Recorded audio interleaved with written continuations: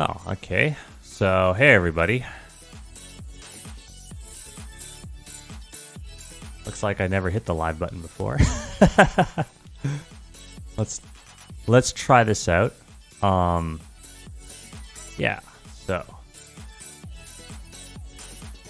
we have 3 people on right now.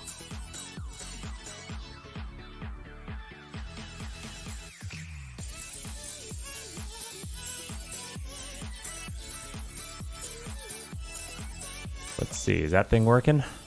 Test 1, 2.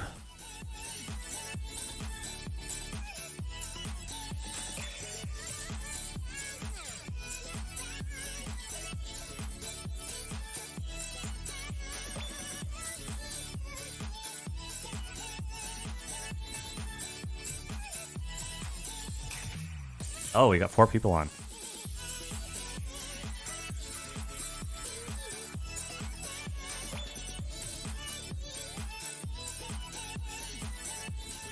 I'll just wait till we hit 10 users. Once we get 10 viewers on, I'll begin. But yeah, I'll explain. We're going to be going through this great, wonderful, and fine art book, which I picked up. I picked it up when I was during my travels. It was looks and sounds good. Is the music level okay? Like when I speak, I've got this thing called audio ducking, where what it does, it takes the music levels and it drops it down so that way you guys can hear me. If I shut up, then the music should come back. Only comes back at hopefully about half of our stream volume, and that all good. I'll make sure that our audio, I want to make sure that our audio levels are good with you guys before I, blast ahead. But yeah, I'd love to hear from you guys. And this art book was only $30, like 30 US. It's 3,000 yen. It currently the exchange rates are very, very close. So yeah, like an art book of this thickness. This is a nice thick art book. Only $30, and that's like a lot. Like we are talking lots of sketches. I think what is kind of cool is that you'll notice that a lot of the pages have the peg bar holes. They printed the peg bar holes on here. So yeah, pretty fantastic. Okay, so good. Well, let's see.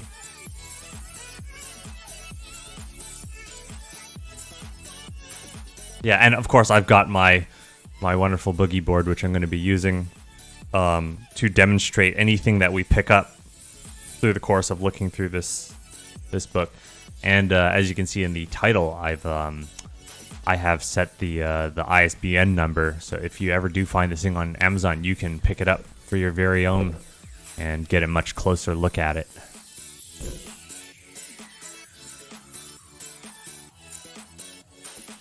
And right now we're listening to Future Funk Radio 24/7. It's a stream that's on YouTube that's royalty free, so I figure that should be nice and safe.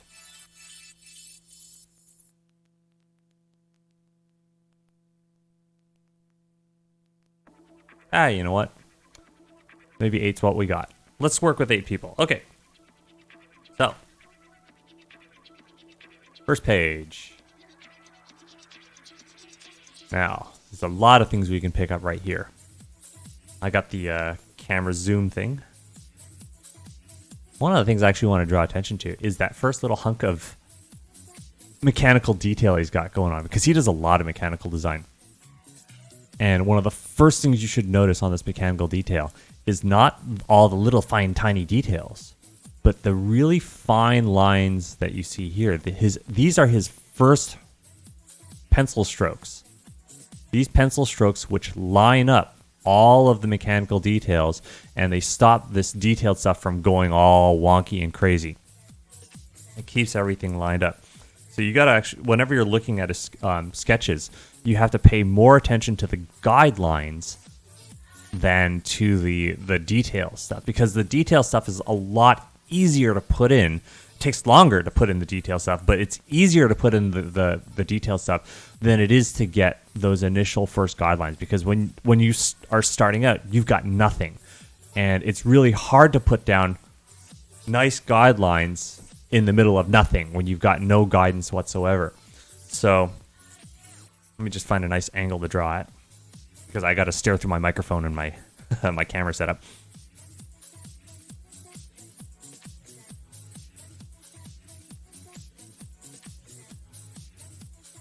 You can see that I'm doing the whole point-to-point thing. Okay, I've already realized that, you know, these lines are a little too parallel. I'm going to try and get some vanishing point stuff going on. So I'm going to just push that line over.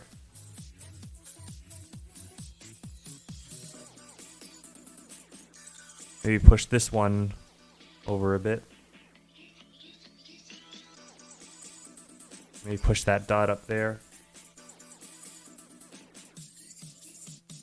So you can see how I'm already, just by when I'm working within the guidelines, you can see that I'm trying to, you know, I'm adjusting the perspective. I'm still moving the camera around, still moving the view around, before I commit. Right. So this is the thing about guidelines, is that people think that once they draw the guidelines, like they do it as a thing to they're just striking things off of a list. And they don't realize that you could actually move these things around and get it looking really solid before you commit to it. Because the guidelines that's a foundational thing. Like, that is the foundation.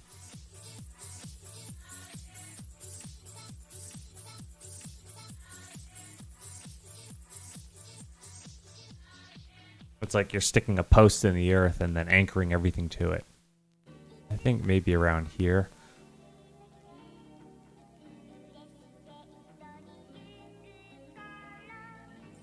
Alright, so like I place those dots. Like you can see that I place those dots to, like, those are the corner points. And then the lines just rail right through them. So something like this, right? We look at that detail, that's got, what, 4 segments? So we can take this thing and chop it into 4. I'll just take this line right here. First we'll subdivide it in 2. Then subdivide it into 4. Ta-da! Right, so like something like that. In fact, I can even adjust that dot over a bit.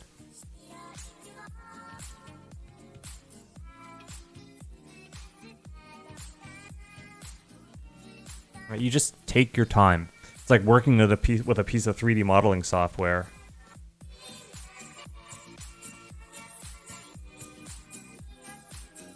I should have taken my time subdividing that too.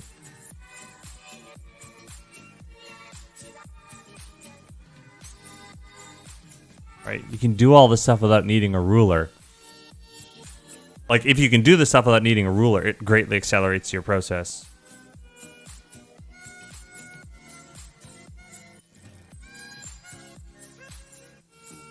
Now I'm getting the solid parts here.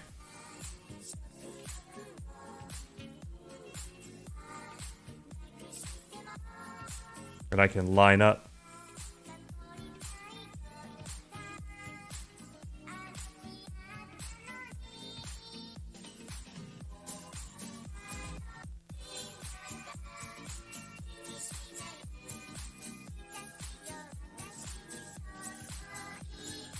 Line all that up.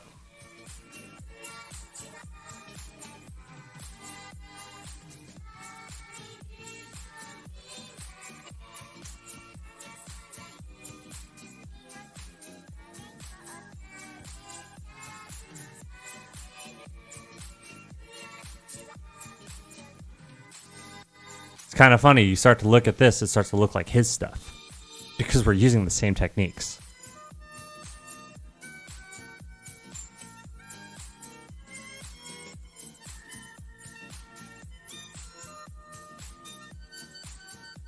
Alright, so that's how you can get those initial first measurements. Then the rest of it, we've got a bit of curvature here. Let's zoom in on that. Move this over. Not really curved. There's a lot of straights. There's a lot of straight lines.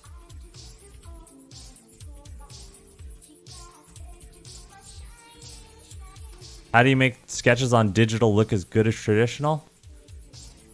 A lot of that comes down to the initial tool settings that you have. And, here, let me zoom back out. Like, a lot of it comes down to how you wield the stylus.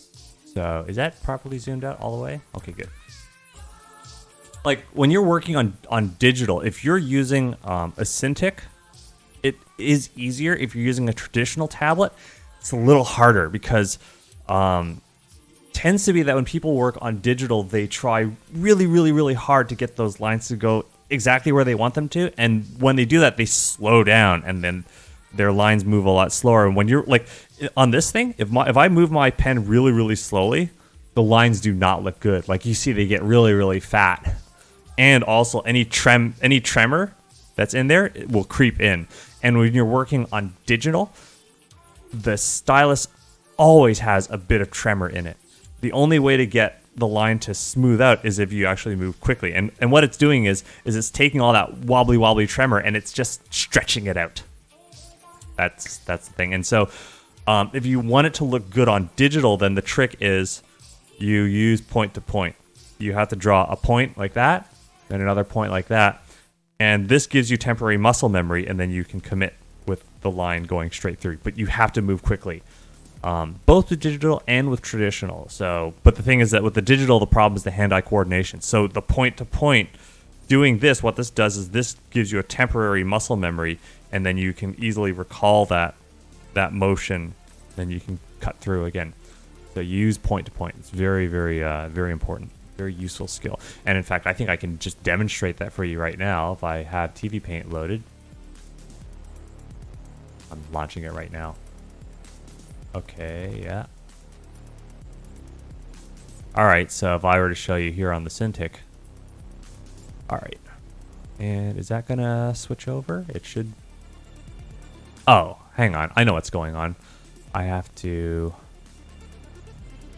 advanced scene switcher. I gotta disable my scene switcher for a second. Okay. So it is not showing the correct display. Let's get that to work.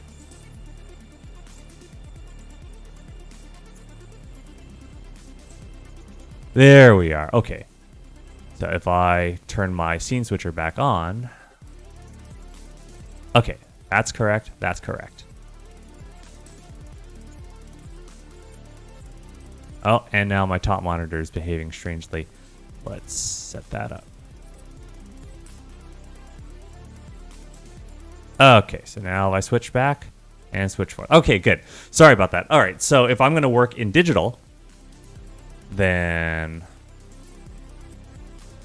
here we go. So, whoops. So making this look good, requires that I do the whole same point-to-point thing. I can figure out whenever I move my cursor, I can tell exactly where that corner is going to be, right? And then I can draw point-to-point, and then I can go through on that. And here, let me adjust my camera so you can actually see this happening. So I'll do it once more.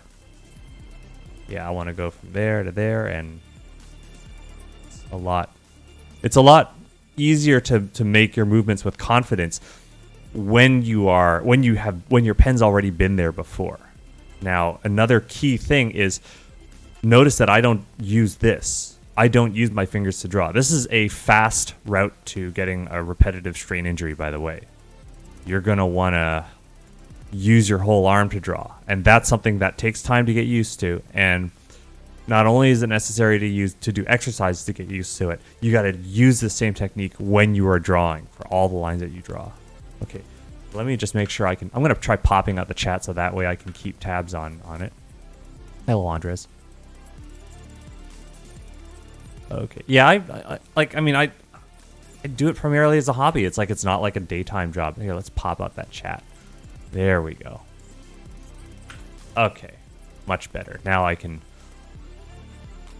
actually be a little bit more useful in the chat. Okay. And then like that. So, when it comes to being able to learn as much as I do, I come from a programming background. So whenever you're doing computer programming, you have to give instructions to a computer, and they must be explicit instructions, and they must be like explicit instructions means, you know, there's no room for misinterpretation.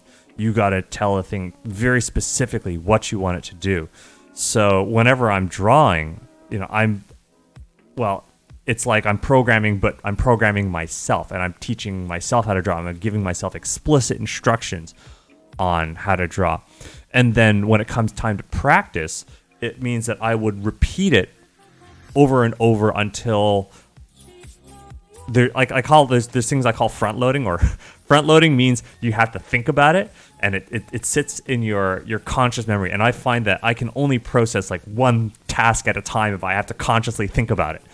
But on the other hand, you know, things like talking and breathing, we do these effortlessly. We don't even have to actually think about it directly.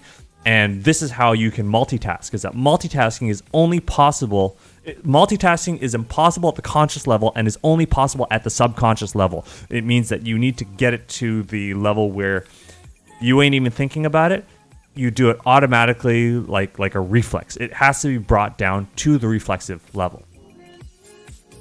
Okay, and this is going to be on VOD. This stream will be on video on demand. You can rewind and whatever. Yeah, don't worry. If you got to come back later, the chat will be available. And yeah, you're good. You're cool. Go off to work. You know, make that hard-earned currency. And you know, hey, I hope you have a good day at work. Don't worry. We'll see you later. All right. So yeah, the line thickening effect. Oh, you got the line thickening effect of the boogie board. Yes, that's right. It looks cleaner when you have the methodical approach, and when you know where your brushstrokes are going in advance, right? So when I work with the boogie board, or when I work traditionally, you know, it's the same. It's the same. It's practically the same. So yeah, absolutely important. And yes, 90% of the programming is debugging. Absolutely, absolutely. All right, let's put that thing back to the desk camera, and let's talk once more about Yoshinari's fantastic artwork. Because when you look at his stuff, right, you can see that he does a lot of very, very loose, like light. Man, here we have to zoom in on it because the camera doesn't really pick it up that well. So let's zoom in on that. All right, I just want to make sure all my camera doodads are right. When we look here, look at the light guidelines. The light guidelines are what you really have to pay attention to in a sketch, because those are how he starts the drawing, and everything else that you see is a refinement of it. And refinement, like I say, refinement is easier to build upon. It's easier to refine a rough sketch than it is to make the nice rough solid sketch. Solid rough sketch. Okay. A loose sketch. The term should not be rough. It should really mean it is approximate. Loose means approximate. Rough means approximate. It's not as precise. So the most important thing is getting that good loose sketch. Getting that approximation. That's hard. The straight lines for organic shapes. Yeah, actually, if you look once again, if we look at his little mechanical detail, those aren't curves. Those are primarily straights. Many straights is what we are seeing. Here, maybe what I'll do is I won't zoom in on this. I will instead tell it to autofocus, and then we'll just get the camera closer, because then you won't see as much crappy noising occurring. Here, let's see if it zooms in for us. There, right? Look at that. Those are all straights. Straights. So I find that I have much more control with the straights than I do with curves. Curves are tricky. And so yeah, you can use straights for organics. Just use more straights. Here, I'm gonna I turn off the autofocus just because I don't want it to like pick up on my hands or wibble wobble.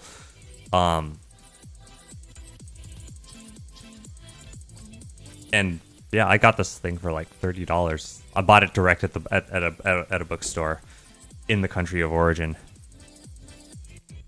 Now, also look at that, right? When he did the shadowing on that face, like just straight line, He didn't even try to like to contour it with the face or anything. He just went straight line right through, and then he shaded the face, and it still works.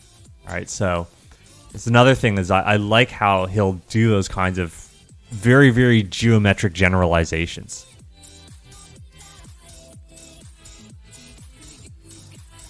You'll see it here as well. Oh, hang on. Let me let's bring this over. Okay, so you'll see here there's like that lightning bolt.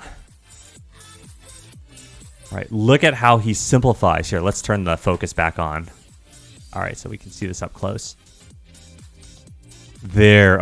Oh. It had it for a moment. No, it's not going to do it. All right, here we are. Let's just turn that autofocus off and just grab the focus knob. Okay, there we are. Right, look at that. And you can see, and another thing is like this guy, he spends no time on his shading. Like, look at that. And let me tell you why he does that. Why his shading, like for these roughs, is so like slapdash. The reason why is because this guy is a visionary. And by a visionary, it means that the ideas pop into his head. They're there, and I don't think they're there for very long. So he's got to capture that stuff. And sometimes he's got a vision for the next sketch already in mind. So he's got to get the stuff out of there. He's got to get it on the page, get it out of there, capture lightning in the jar, and then move on to the next sketch. So that's the thing. This is the thing, is he's an animator, right? Animators they can't dilly-dally around on a single image like illustrators do. And he can illustrate, but you can tell there's his animation background showing up. Another thing, look at these heads, right? These rough heads that he draws, like literally dots. Okay, like they look like Caillou or Caillou. Caillou. Hello, Hamid Shah. Welcome. How's things in Bangladesh? Can I go over approach to good shape design? Yeah, I would say one of the things about a lot of his work, and I think he has excellent shape design, very geometric, very, not just geometric, but geometric primitive, meaning blocky. Look how blocky this is, right? Like he doesn't go in and try to do tiny, tiny detail. Like this is something that he probably spent some time. He spent some time on this one to first do those original, those first few blocky strokes, but then he goes and he subdivides and subdivides and subdivides and he cuts and cuts and cuts and cuts smaller and smaller and smaller and smaller. So you saw how I was doing it as well, right? Is that there's the first level of initial light line work, right? So first he would draw like one big box, then there's the subdivision cut, then you go down another level of subdivision and you cut, and another level of subdivision and cut. So he's using only a few skills. He's not using many skills. He's using a few skills, and he's using them over and over and over again, and he's scaling the same skills down to smaller and smaller levels of detail. His brain doesn't somehow switch and then throw all the skills out the window and choose a new set of skills when he does detail. He has a way of setting the scope at which the skills are being applied. So when he draws those first few block lines, that sets a large scale scope on it. And then when he cuts and subdivides, then it means that the same skills are now being applied to a smaller scale, to a smaller frame of work, a framework. You'll even see here this thing that the person's sitting down on, right? It's like there's those block lines again. Like you can really feel there's like the box and everything. There's the 3D and everything. What other manga authors am I interested in analyzing? I would love to look at like Kayahara's stuff. Kayahara's stuff is really, really nice. This is basically a doujin work that I picked up at Comiket.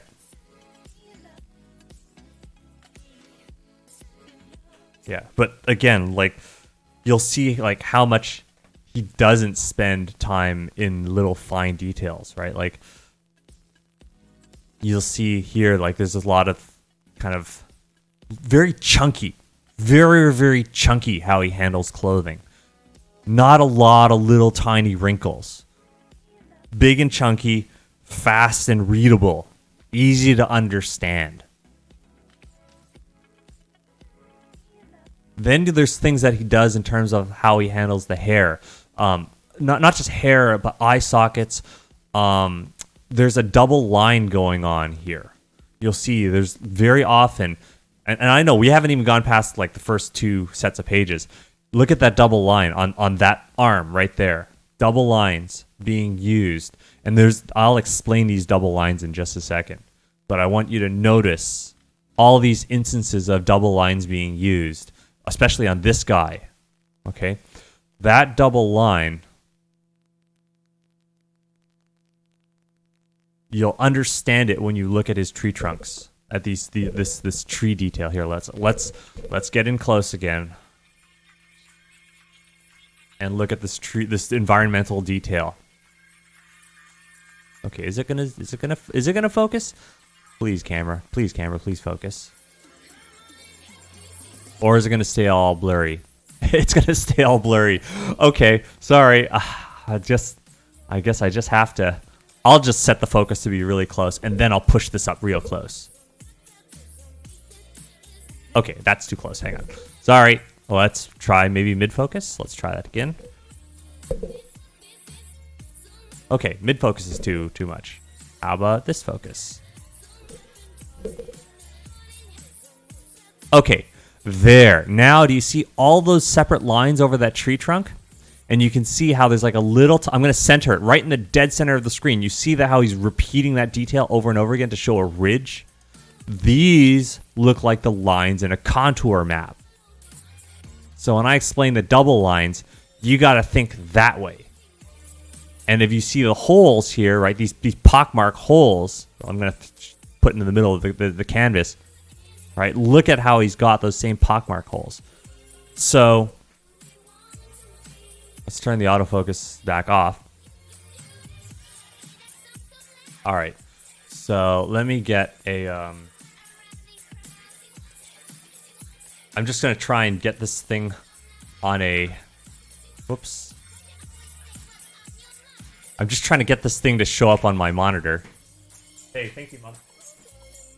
Okay, that's the chat. Whoops. Sorry. I'm having a little window control. Here we are. Okay, good. Now I can show this on the Cintiq. And good. All right, now I want to see contour map. There. Right? This is a topographical contour map. Right? So what they're doing is they're taking this vertical, the different vertical levels, and they're adding one line per vertical tier. Regular intervals. Right? So this is a contour map, and you can see how it really does a good job of showing that 3D form. Yeah, the ISBN is in the title if you want to pick this book up. I think it's worth it. Then you don't have to have me, zooming in every single time, which is kind of, I understand is frustrating for you guys. I'm really trying. Okay. So all right. So let's get this thing back onto the desk camera. Right. So if you look here at his eye sockets and all these double lines, right? All he's doing is he's simply drawing that first level of contour. And in some ways, it looks like a rim light. Right, so he's thinking of a rim light when he draws that double line. And again, let's bring up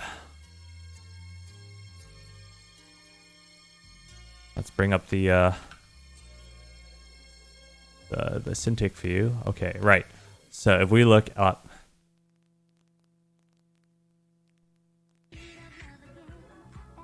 You look at rim lights, right? These are rim lights. And you'll see when you look at the rim light, you'll see that there's certain areas like the light on this cow is coming from right to left. And you can see how the light is kind of passing over the horizon just a bit. Right? So you can see there's the slice, right? And that slice of the rim light is based off of like a horizon. Like if we look at the moon phases, okay, you'll see here, right? There's different phases of the moon as the sun comes around to different angles. you get to see varying amounts of slice on it, right? So you got to think of it the same way. Think of a rim light as being like a moon phase where you're seeing a slice of light. Right? So he's got this kind of he's thinking of the rim light. And let's get this thing back on the desk camera. Right?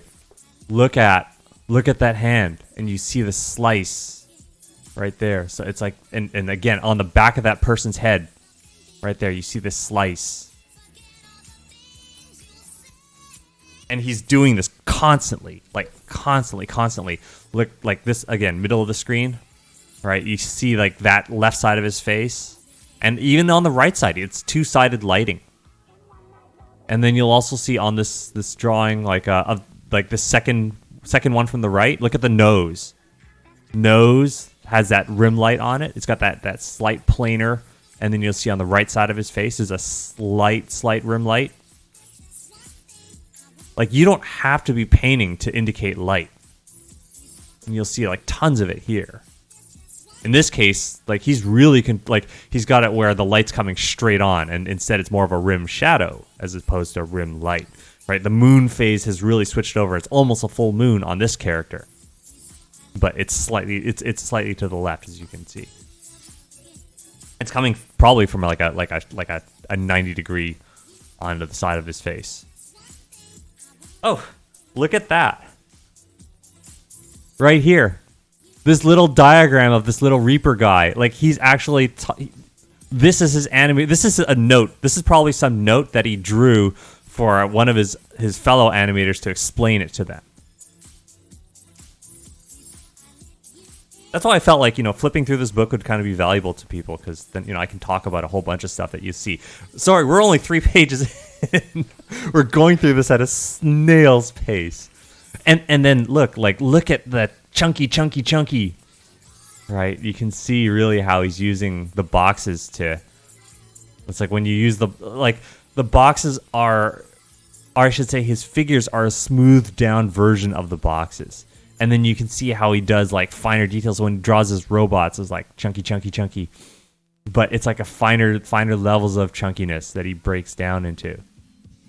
It's fantastic stuff. This is great stuff. And then here, like these very primal faces. Like, he goes even chunkier. Right, and then there's that contour line effect that he's doing, right? Like, that right there, like, he chose to put in one contour line right there in the middle of the face. And he's doing it again. And he's using contour lines for the eyelid. You see the eye, the eyelid, the underside of the eyelid, especially on this monkey. Like, you really see those contour lines. Sure. So, his figure drawings,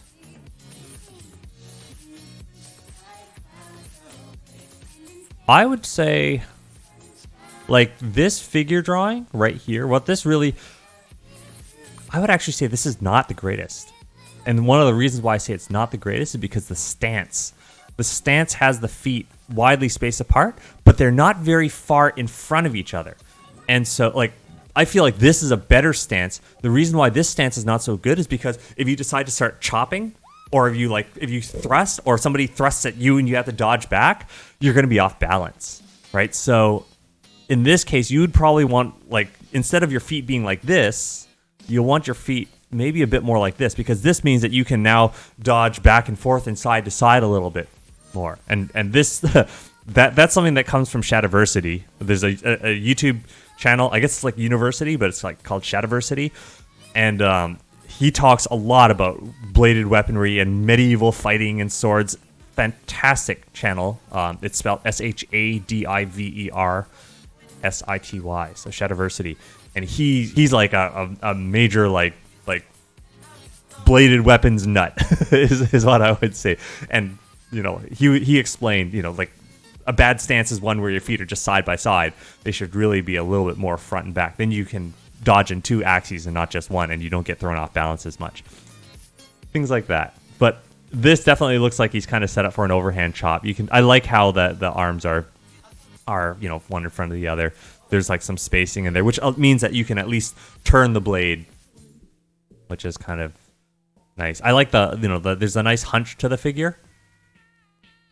But even this, I feel like it's a little, well, the thing about the sword is that the sword is also, like, the arms are not straight, right? He's got them slightly pulled back. I think if you want to show a sword that's really heavy, though, I would actually say make this arm here straighter. Make that arm straighter, because this is the one that's bearing the burden of most of the weight. Yeah. But again, it's like these are just my personal preferences coming through. One of the few realistic, like detailed realistic faces he's drawing. But another thing that I like about his poses, his figure drawings, is they're instantly readable. So this is one thing that he scores like major massive points on, is how readable, how easily interpreted his poses are from a distance, from a glance. And so even here, like, we can compare these two poses and we can say this one versus this one feels a lot more committed. Right? This one has the weight a lot more forward. This one, we're not quite sure which way this person's attention is being given. This one, we know, like, the attention is straight forward. Much more directional on this one. Oh, he's drawn some cuties. He's very good at drawing cuties. I mean, look at that. And when you look at the clothing, right? Look at the guidelines. Pay attention to the guidelines. You'll see that he's got guidelines, right? Those are more important than the refined lines. Right? Just like I was saying, if you want to draw a skirt, right, you can have your guideline.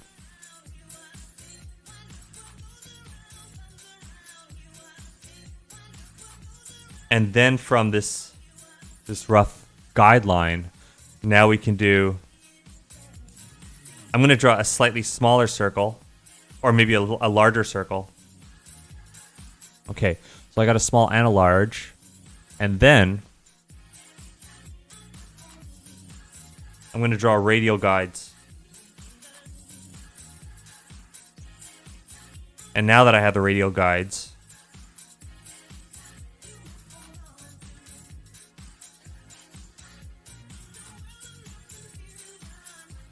and I'm using straights, small straights.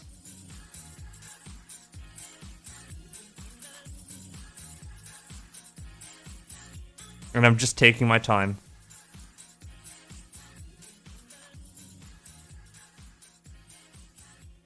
And I'm following those radial guidelines. They really guide me around. See that? Like how it's you use the guidelines and then you start making, like, you subdivide that big. So you use the guidelines to carve out a large hunk of 3D form. And then from there you can chop up that big hunk of form and sculpt it into smaller and smaller forms.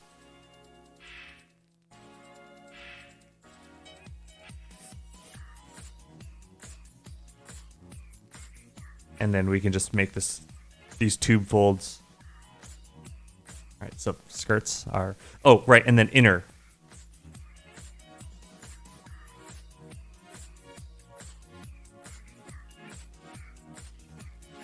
There we are. And then it would be up to you to erase. And on the opposite side,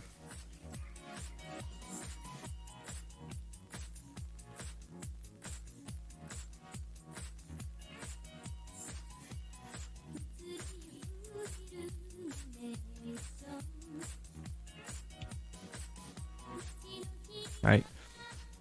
So it's not like too hard to do this. And then you'll see also that he made right, there's a bit of a double line, like a border edge.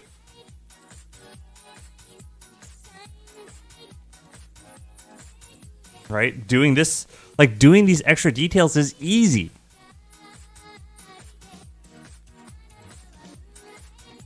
And that's why I say those initial guidelines are more important. Like it's easy if you're it's easier for if you're like it's easier when you're doing the details, and it's easier, and your overall work is a lot easier when your guidelines are good. A lighter color? You mean for this thing? I'm afraid this is a boogie board which has only green. It doesn't sketch in white, and I wish it did. What I can do, however, is I can turn it around and maybe try and find an angle. The problem is it has a gloss, which is picked up by the camera like severely.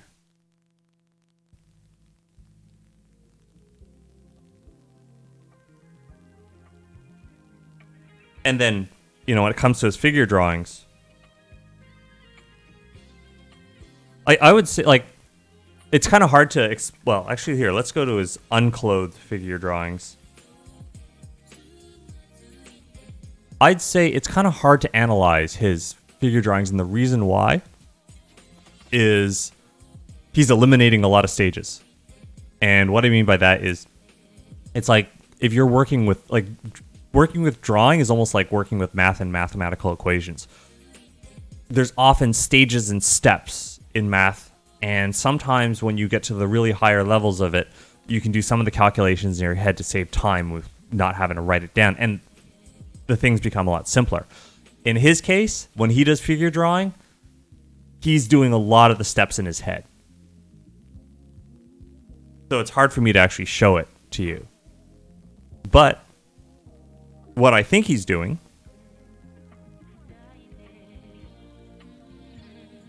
I'm going to show you this. Let's say this is a leg, okay? I'm going to show you a really simple technique. So if we look at this thing, right, this is like drawing a rectangle, a rectangular plane. Rectangular planes are simple. I'm placing the four corners, and I'm drawing a rectangular plane in perspective like that, right? So that front leg and the upper thigh, the thigh, right? Those are both rectangular planes. So I can, I'll try and hold it like this instead. So what I can do is I can draw a leg using something like this, right? That gets me already something very, very three-dimensional.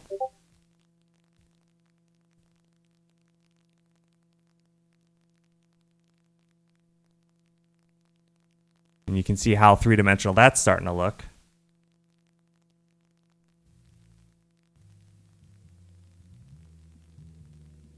If I want to straighten the leg out.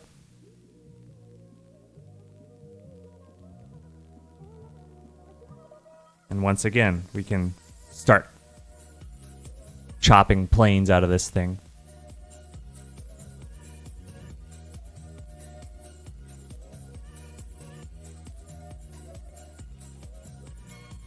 Right?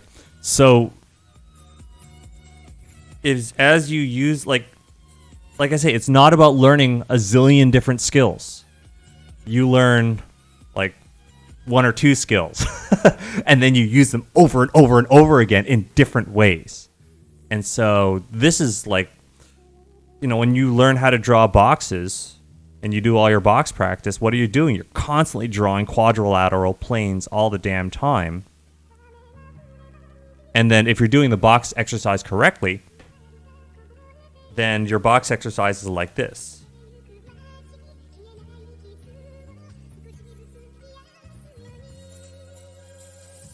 Then when you draw a second box, you're drawing it within the same contextual perspective as the first box. All of these boxes occupy the same three-dimensional space, and they are not treated as isolated pictures. Instead, it's like the difference between multiple singular portraits versus a giant group shot of the same people, right, in the same room. And I'm gonna bag on this one drawing site called Drawbox, and the thing that irritates me is I see people going to draw a box to learn how to draw, and they tell them to do the box exercise, and they do it wrong. All right? I'm going to bag on them. I'm going to bag on them because I think there's a better way to do it. Hang on. Let me put a bookmark here. All right. Let's get this thing on the other page. Okay. Thing's called drawbox.com. Yeah. All right. So let's switch this to Syntec mode. All right. So if we look, you know, we go under lessons, right? This first thing, I'm like, where is that darn thing? The major skills, mechanical sets, understanding drawing.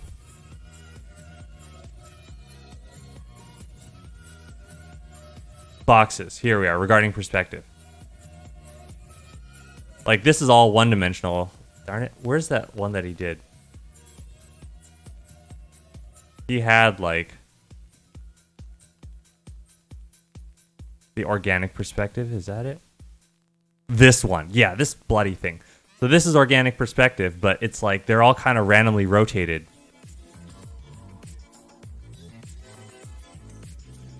Yeah. This is like what he should have done for this one is he should have done it where all the boxes were aligned, and then maybe from something like this. Again, it's like I don't randomly rotate like that. Yeah.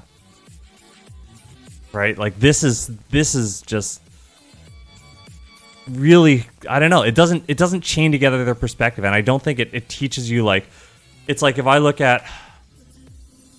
if we just look at figure drawing in general and we see how boxes are used for figure drawing. Here. Let's get back to the desk camera. All right. I feel that getting the boxes to chain together and flow from one to the next is more useful for figure drawing. And you saw from like the examples that I was drawing as well. It's more useful to be able to chain the rotations together. You need to be able to chain them together because that's how the human body works.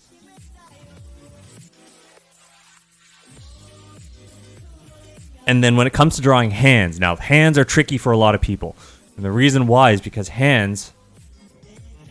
I would say that hands have just as much mechanical complexity as a whole human body. Human body's got 5 extremities to it. You got the head, you got 2 arms, you got 2 legs, 5 extremities. Hands have 5 extremities to them. So it's basically the same mechanical complexity as a human figure, now condensed into it's an extremity of an extremity. So don't take hands lightly.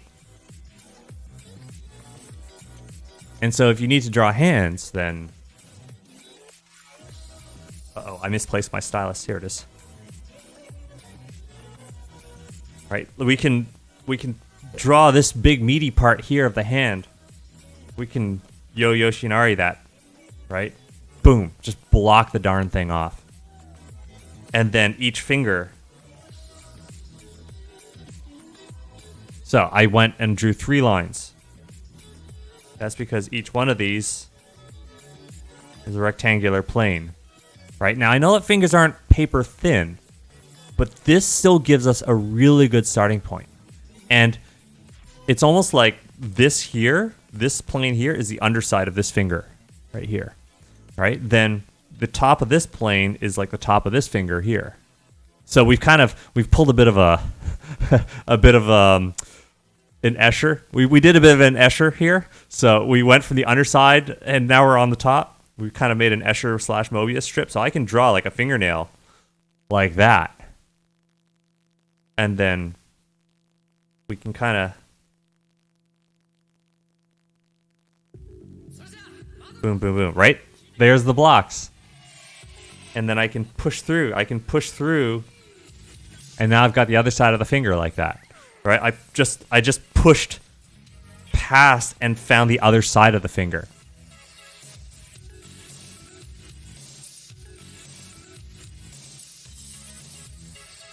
Right? That's the knuckle line right there.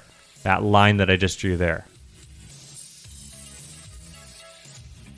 And I just want to skip ahead because I saw that he had this fantastic drawing of a hand.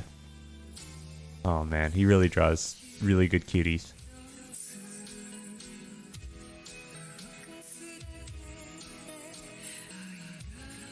I like his rough stuff. Okay, so you can see some good simplification going on here. And he only drew one side of each, like, phalange. And you look at that face, there's that darn contouring. You can see the contouring across the nose, like, it's pure contours.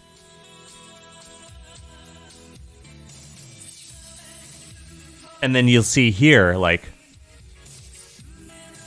in fine detail, you'll see how he does the shading as contours again. Here, whoops, let's get the darn focus to work.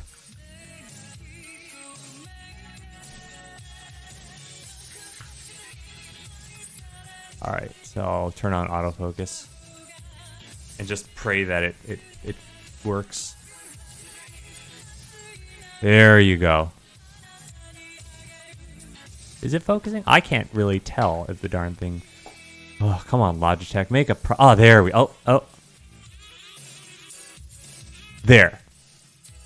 You can see, like, on the underside of that armpit, like, dead center. I have to put it, like, in the middle of the screen and hope that it focuses. No. Man, this thing is such garbage. There we are. Look at all those contours, like, everywhere. And he does it with little straights, right? Lots of little straights. And it's almost like he's drawing tree branches again. Gotta keep that tree branching in mind. All right.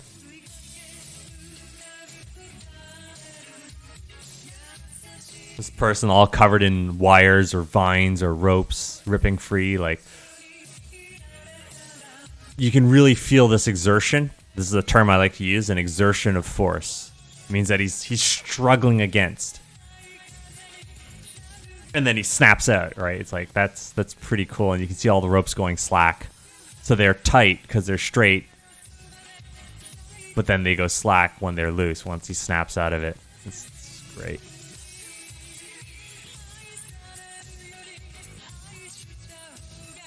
Ah, here it is. There's that drawing of the hand. That real, very, very geometric primitive, right? Look at that. And look at how they all line up. Like, this is... It's like Art Deco.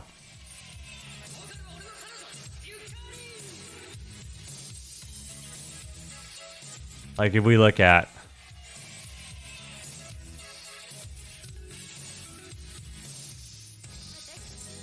Get some...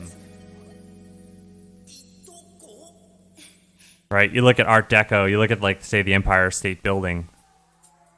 Right, this is Art Deco. Let's find some architecture.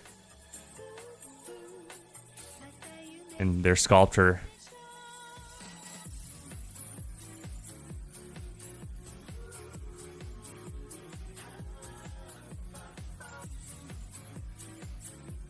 Like, there. Really, really planed off, chunky, very geometric. Right, so when you look at Yoshinari's stuff, very Art Deco.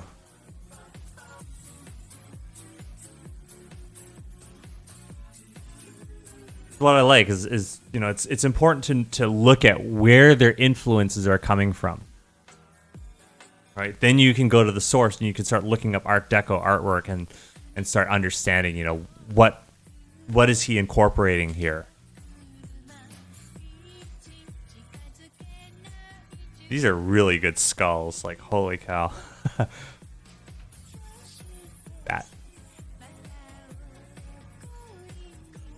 I'm going to just push it slowly and see if the focus keeps up. Yeah. Look at all that. Those contour lines. So I would say if you want to practice drawing like him, draw full contours everywhere and don't eliminate any. And then eventually you'll learn which ones to put in, which ones to leave in, and which ones to take out. Yeah. Yeah, we have. Oh, hey, Frosty. Yes, 40 viewers. Wow. Yes, F Twitch. Right. Very like even that. This is definitely this is probably from Gurren Lagann. I mean, it looks like a Gurren Lagann design, like very Art Deco. You have to understand that, like, it's not all brand new. And then again, we're looking at this kind of organic detail. Running through all of this is a very, very fine, like there's that arc, right? There's this really smooth arc running through all of it. Well, one other reason why Twitch doesn't have the same viewership that I do on YouTube is just like my YouTube channel's been around for a lot longer than my Twitch channel has, and the thing is, it's also more focused towards just drawing, right? Twitch, I do a lot of programming. People not as interested in the programming stuff. You know, boring programming days. Whenever I do drawing days, it picks up.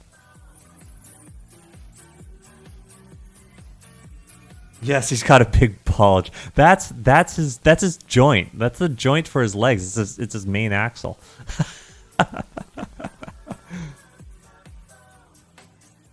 Again, we got these, like, look at those super rim lights. Yeah, this is beautiful. And there's still some backscatter in here in the, like, this guy does such a good job. And it's like, yeah, he's primarily line art, but I mean, the guy can really, really handle his lighting.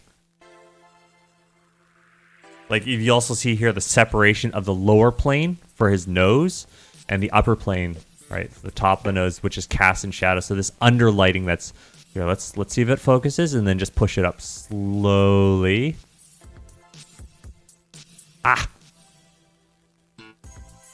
Right, you can really see how he's chunking off all those major planes for the lighting. Very three-dimensional and, you know, very, very basic, right? Using basic fundamentals this whole time.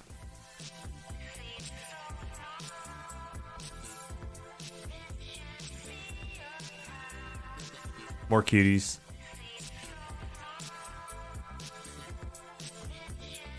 He does so much simplification.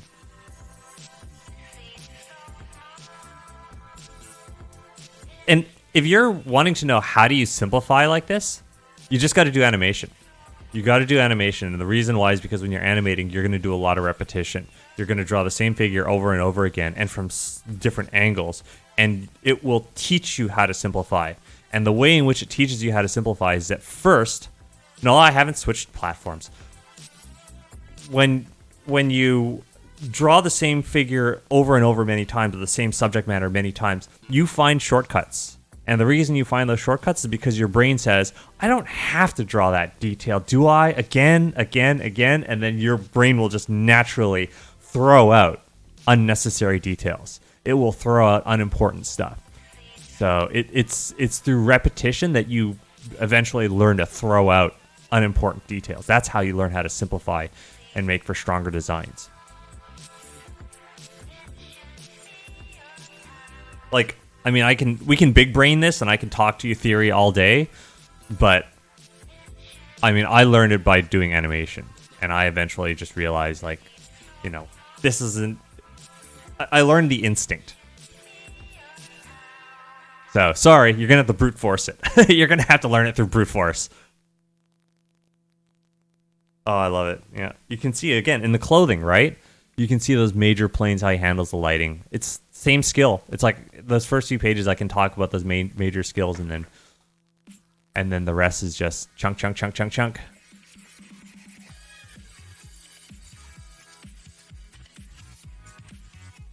I skip a page? I skipped a page. Hold on.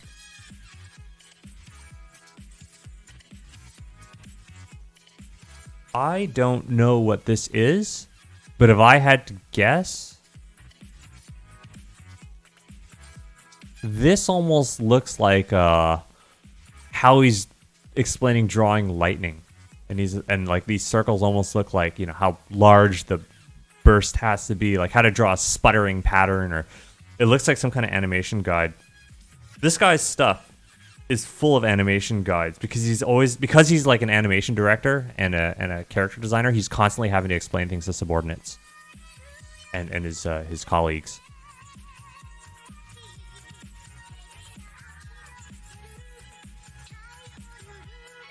Well, the thing about doing brute force is when you do brute force, you just like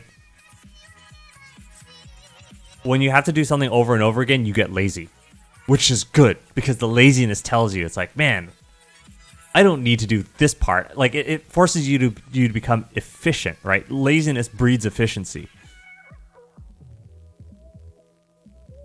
Yeah, he's doing plants. Okay, these are kind of neat.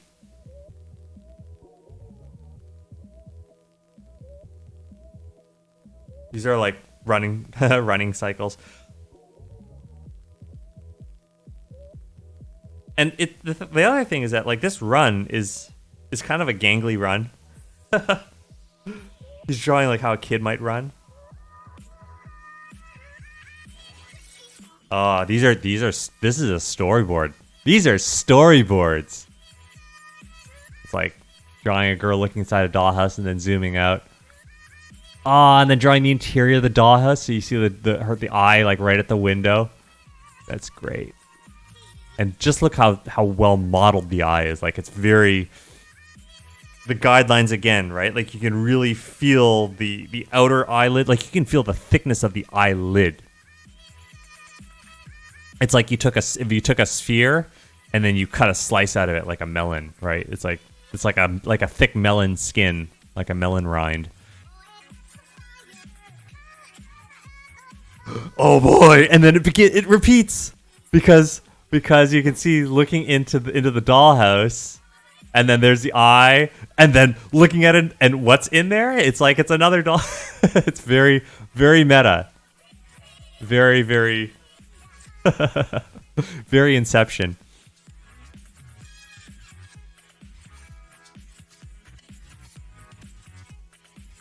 And the thing is that you don't learn it right away when you're animating.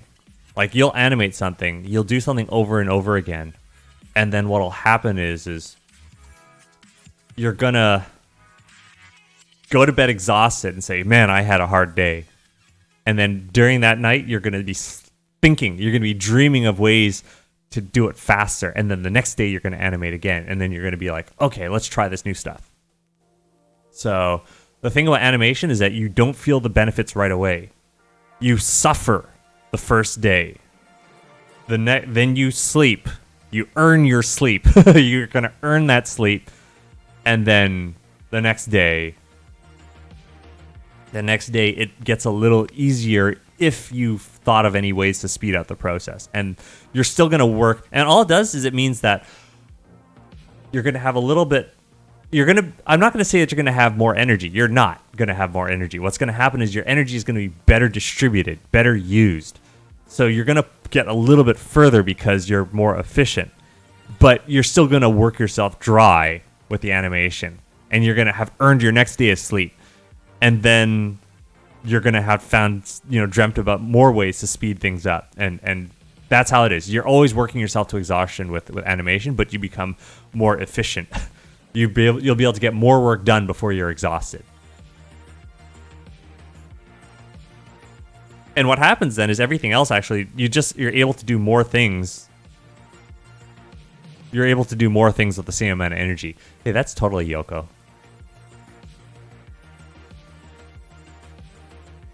This is like an early Yoko. And this is like the early gunman. The head guy. Yeah. That's viral or virus? I can't remember his name. Viral. Yeah. There's so many Art Deco influences in this. Yeah. So we're definitely like in Gurren Lagann land here. This stuff is just cool to see, like, yeah, Gynax. I have not seen this. She's like a marionette.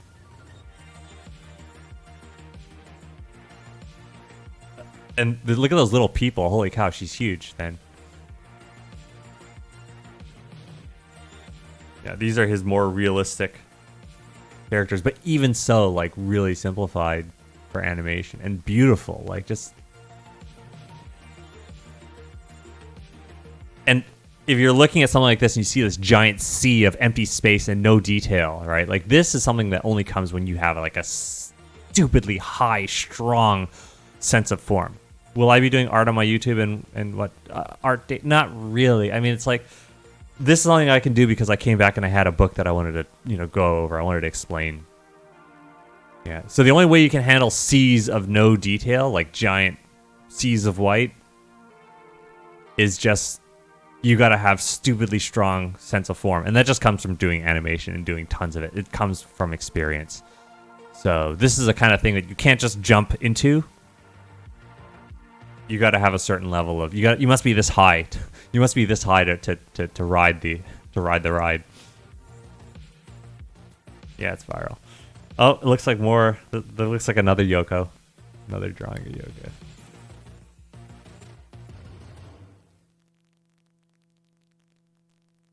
And you'll notice, like, there's no face on this one, right? No, or no eyes on that one. Sometimes it's just Sometimes I guess what this tells me is that he cares more about the pose and the hair. Actually, their eyes, little dot eyes. There's little like, you can't see them, but there's like little teeny dot eyes in there. Yeah. Look at this armor here. He's totally using contour lines again to create that armor. And I think there are later drawings have a lot more armor.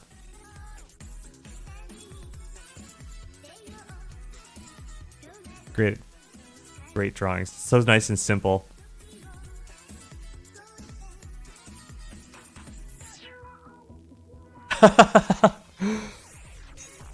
That's another thing. Like, after a while, you get better and better at cartooning. You start to learn the gist of things, and then you start to want to do whimsical things just for fun. That's something that happens, again, only after you've drawn really, really solid stuff for a while, and then you're like looking to break out of it. But first, you have to get used to drawing the realistic stuff. Because when you draw the realistic stuff, it gives you the confidence to start, branching out and doing wacky things. I love this guy. He looks like a drill instructor. He looks like Arlie Ermy.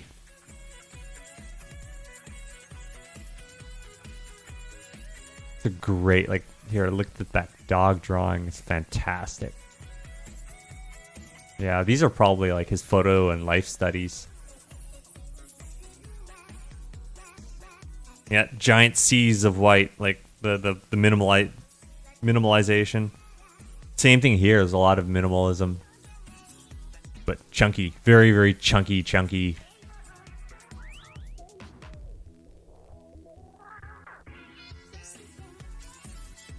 And then this work is more refined, right? Like, a lot of this stuff is a lot more refined. It's harder to pick out things. And that's why I say, like, that's why I spent so much time on those first few pages, because you learn so much from those. Funny, this face looks very, almost like something that Robin Mitchell. It looks like a Robin Mitchell drawing.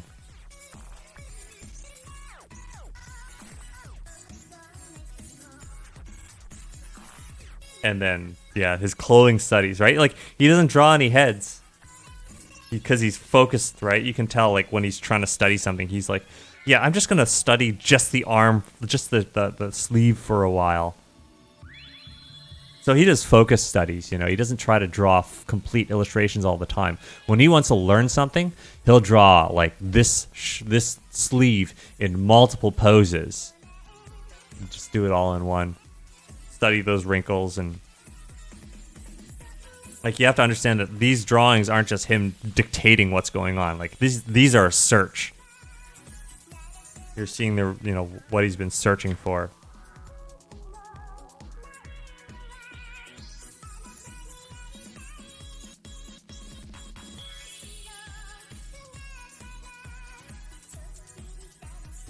Whoa. I don't know where that came from, but that's creepy. Good thing I didn't need any sleep tonight. Oh, these are awesome. That's cool. A scale reference here. Funny how people look like their pets.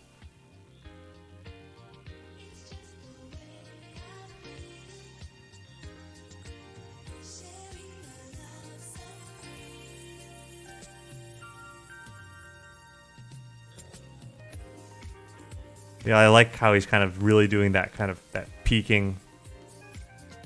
You can see it in all of these. There's like that. He seems to really like hunched forms for his animals.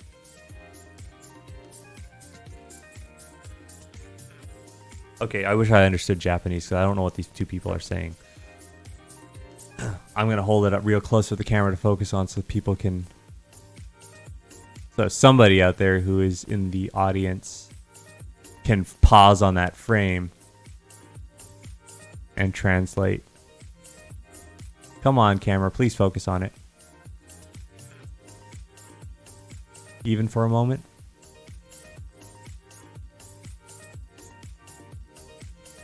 They're practically chicken scratches.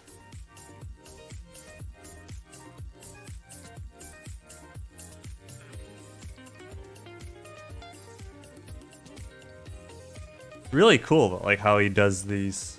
It almost looks like it's a person that's been infected with rhinositis. He's got a rhinovirus.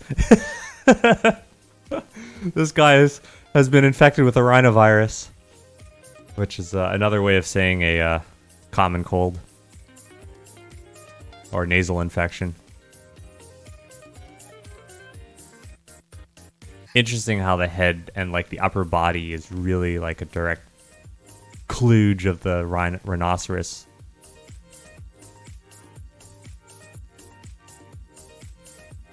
That's cool. So to me, it looks like it's, you know, people transforming into these animals.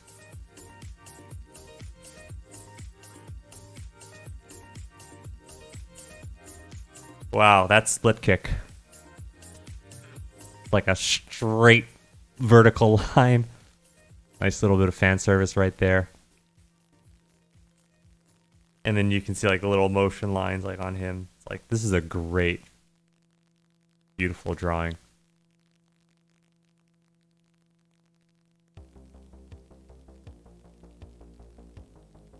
Some of these I just don't have any words for it. It's just really nice, very dynamic, very beautiful. But you can kind of see how he's working depth into there, right? Like he gets the feet planted and you can tell she's, you know, further back, and there's that. You can see like the skid, right? There's like little skid marks on the feet. So you can tell that she's kind of slid forward into the hit. Like if you want things to feel impactful, you have to kind of involve the whole body, right? Like it can't just be a punch with just the hand or just the arm. It's got to involve the whole body.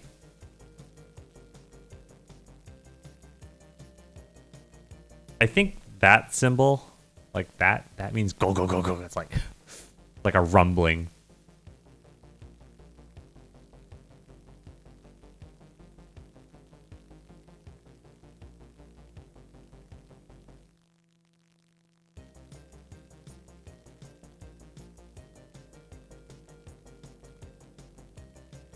Even like this design, slight leaning to the left, not just straight up and down. You'll notice, right? There's a bit of a kind of a lean in there.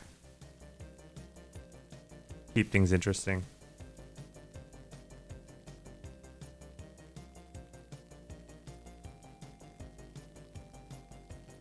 Okay, that's cute.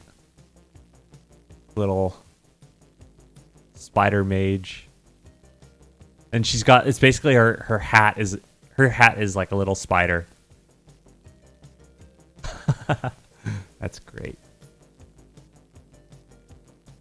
That must be like her older sister.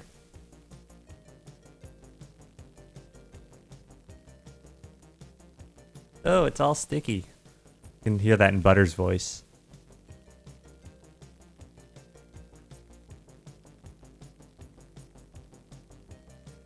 Oh, this feels like Little Witch Academia stuff almost. Especially her. But then look, it's like that looks like a protractor and like a it's not it's like a set square. That's great.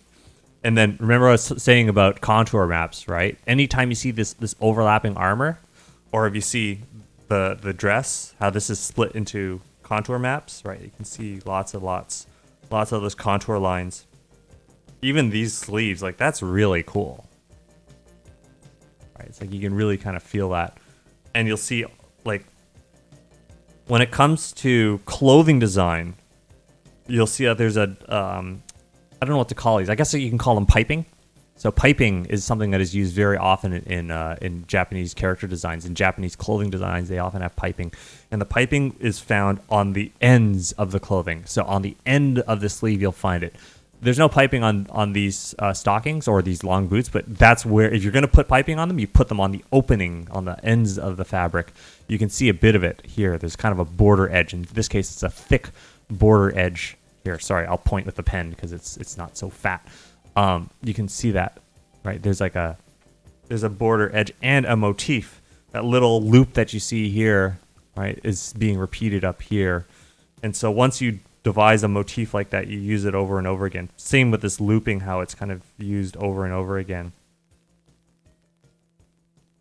Yeah, and then that same, at the same level here of this piping is another line added to the skirt right there in the border edge. You can see a lot of things line up just to keep your eye moving, right? Not so your eye doesn't stop on it, but it's there to make a very obvious delineation.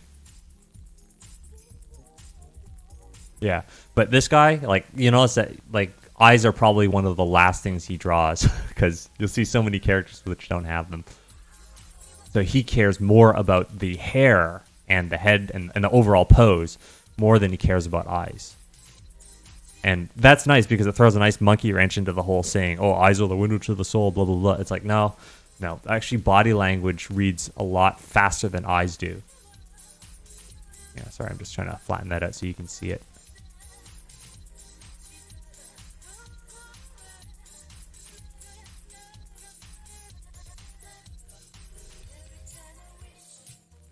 Hello, Angel, or Angel.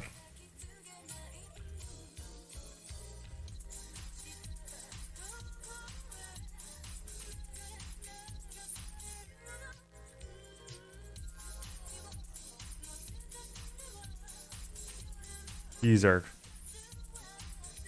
I don't know what this character is, but I can see, like, this character has machetes to spare. Like, he has a butcher's apron, and there's, like, 4 machetes in there, and then 2 more, so, you know, it's like... Person obviously goes through a lot of machetes. Some kind of psycho character. Psycho high school girl character with... I can't... try to explain it, but that's a themed drawing, right? It's like yeah, it's machete girl. This is a really cool mermaid, and again, we're talking about the contour lines, right, along the sides there. So really got to make use of those. Just making sure I'm not skipping any pages. Yeah, wow.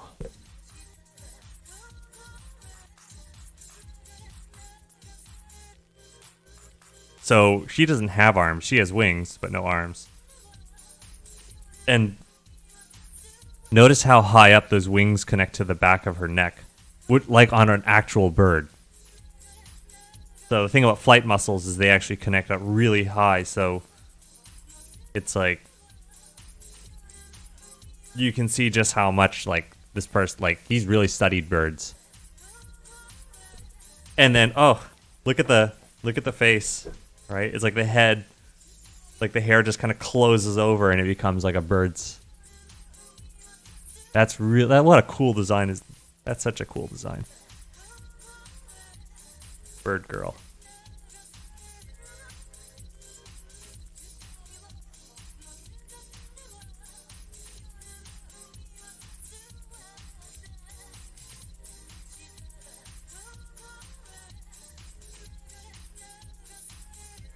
Wait a minute. This is an early sketch of the main character from Gurren Lagann, because you can see he's got the drill piece.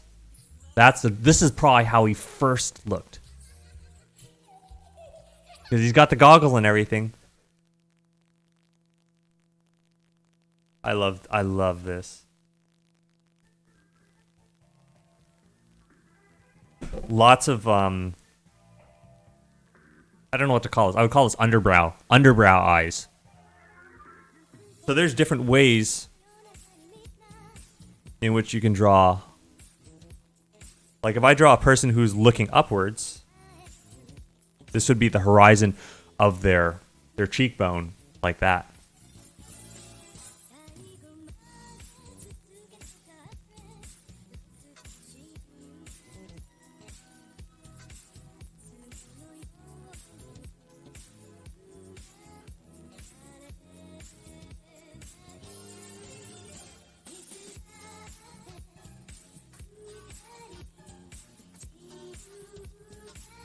And you notice how the eyebrows, right, are like they're at the top, right? They're moved to the top of the outline, right? So because the thing is that people are used to the idea of, you know, eyes being here and the eyebrows being like that, right? But that's only if the head is like looking straight at the camera, all right? If you're looking up, then the eyebrows have to move to the top of the head, right? They got to move out like that, and then underbrow eyes.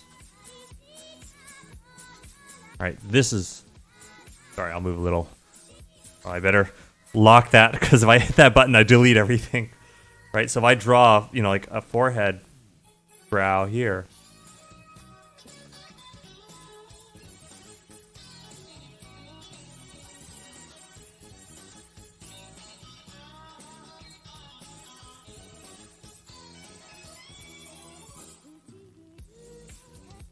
Right, there's that underbrow eye look.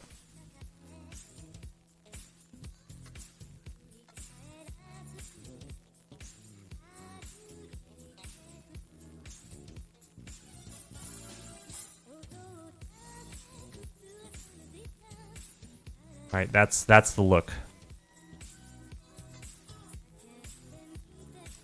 How do I approach drawing from imagination? It comes down to knowing a few basic building blocks and using them over and over and over and over again. So it's not about knowing how to draw everything, how to draw hands, how to draw faces, it's not like that. It's more like, when I say a basic building block, like let's say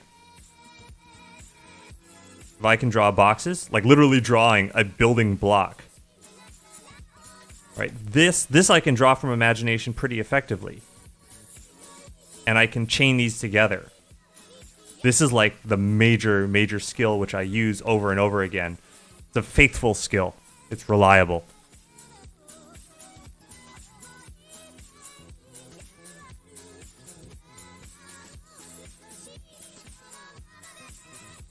Right, see, whoops, sorry. Let me get there we are. Right, so being able to do a curve of these, well, look at my finger. Like, you can see how it's like the two are like practically the same. So if I ever need to draw a finger, right, I just need to arrange boxes with the same proportions and stick them like...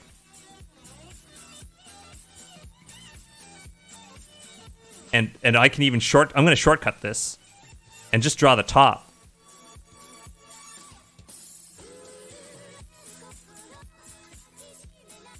There, so I just drew the top.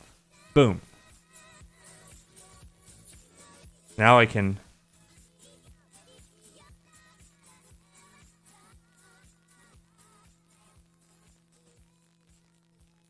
I'm going to draw a fingernail somewhere in here. The fingernail is literally just another rectangle. And I'm going to narrow that down a bit.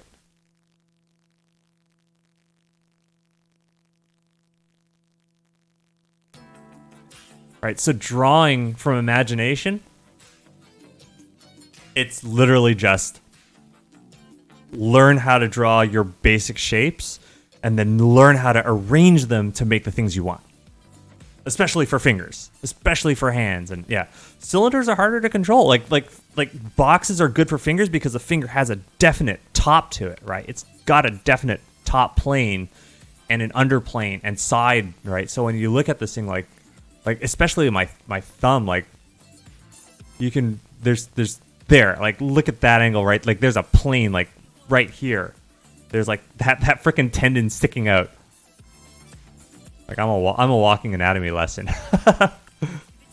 Right? Especially like the knuckle joint. Look, there's like a freaking corner right here and another corner like right at this angle. You can see the rectangularity, the boxiness of that joint. Right? And same thing if I flex, like there's a definite top plane, like a flat top plane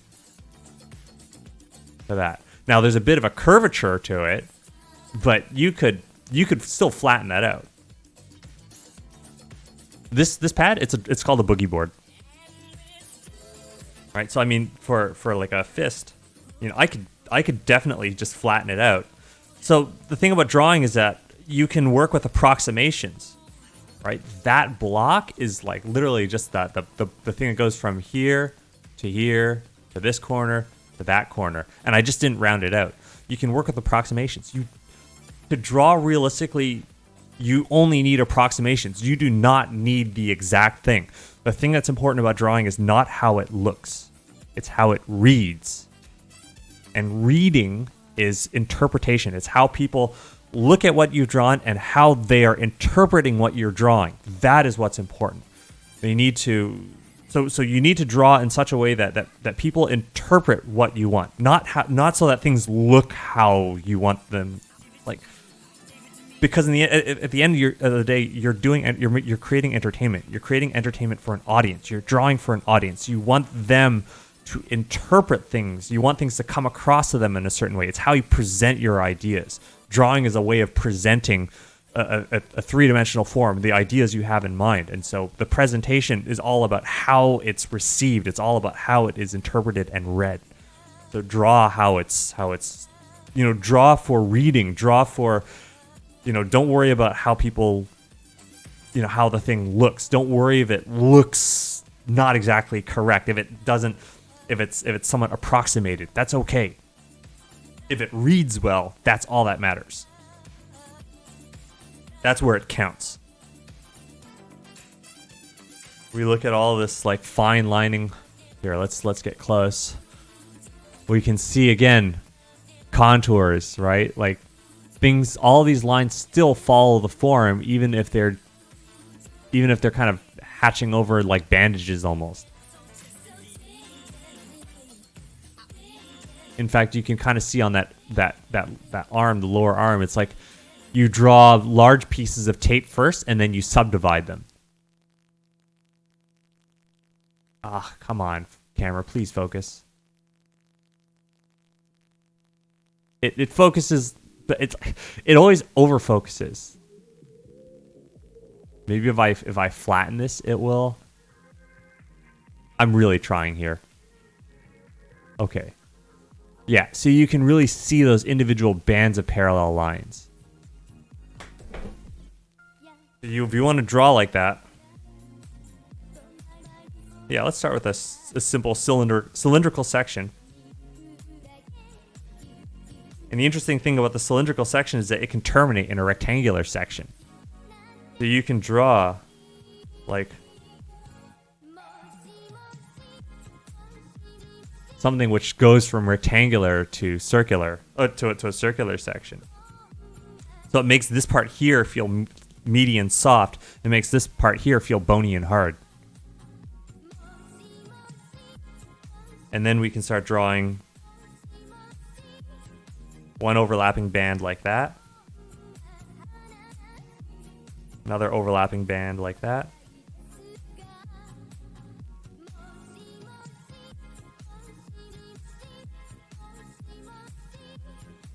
Maybe another band like that. Right now, everything still feels three-dimensional. And then I can go in and I can start subdividing. And you'll notice I'm not trying to draw it all as one line. I'm just cutting with multiple straights. That's because I can only control the line. That's about as good a line as I can do. I can't do a lot. Like if I'm drawing with just my fingertips, that's as long of a line that I can handle. I can't do any longer than that. So I don't try to draw any longer than that. So again, this is probably another thing that Yoshinari does.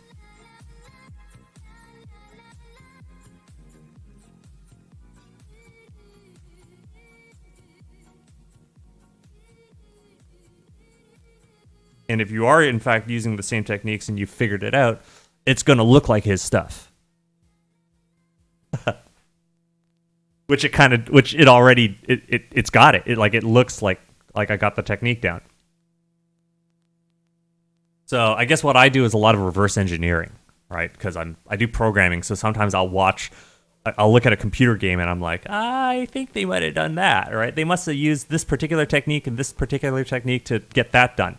And I also used to work in visual effects, meaning for movies and television, you'd see some kind of special effect, like somebody getting teleported or getting exploded, and then I'd be like, I think they used this filter and that filter, and then they had to do a green screen and blah, blah, blah. Like that. That's what I do. Is I used to reverse engineer visual effects for a living too.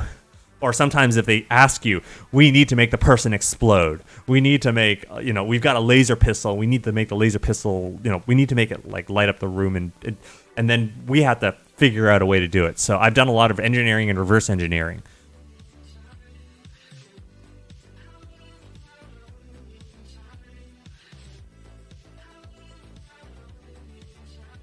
An analysis on something like faces, how to establish proper appeal in characters or drawings, such as what kind of shapes to use and when. I don't know. I don't think of it like that. I'm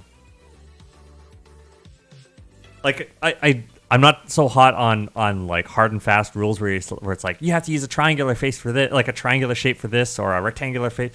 It seems kind of very beat boop Betty Crocker.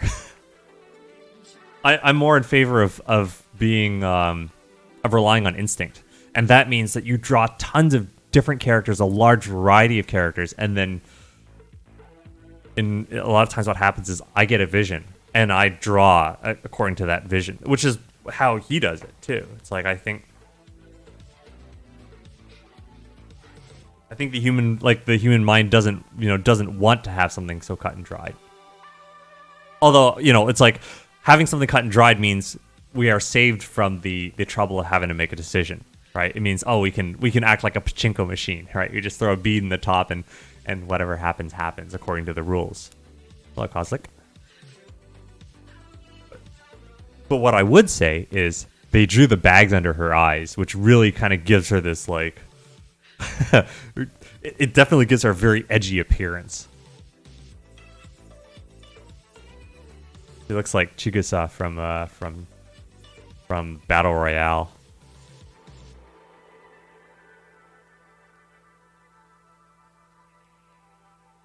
Oh, I was looking at this. I was like, wondering, what is this? This looks like some kind of severed stump of... Oh, it's a guy's head. He's looking up. And that's like all his severed neck joint, all the muscles. You couldn't be satisfied with just like you can actually see the vertebra in the spinal column and like there's like the windpipe, and he couldn't be satisfied with just drawing like a cross section. He had to draw like all the connected stuff in there.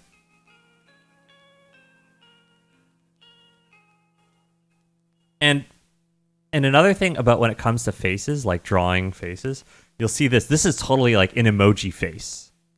This face is an emoji face, and the Japanese anime and manga have tons of those, and you would be well to learn them, like, because the funny thing is that I find that a lot of these emoji faces are based on real faces, but they're highly exaggerated and distilled versions of them. And the other thing is like that also is practically an emoji face as well. It's just cast in shadow. So really what we have is a library of symbols. Yeah, it looked like a ham at first glance. That. Oh, that's cute. Although she looks like a giant in this one. Wait a minute, she is. She's lifting a car. Oops. I dropped my boogie board.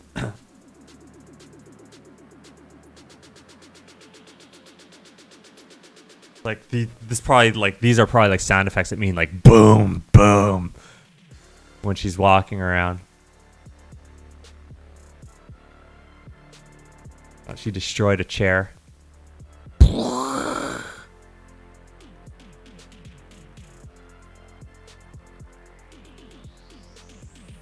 And she's eating like a ton of like I guess those are all like bento boxes or packaged meals or something. Yeah, like this is the other thing is that these emoji faces, these simplified faces, they're they don't adhere to any kind of facial structure. They just happen. And they're super expressive. Also, this eye here, like that is an eye blink. When you draw an eye with a line through it, that's like an eye. That's like a partial eyelid.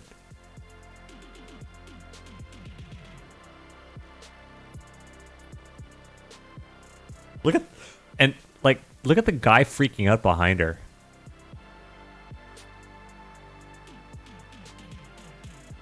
Yeah, this live stream is going to be archived. Yeah, so you can flip through it. I know it's pretty long, and not everyone was here at the beginning, so yeah, of course I'll archive it. Cute devil character. Interesting putting the wings on the head.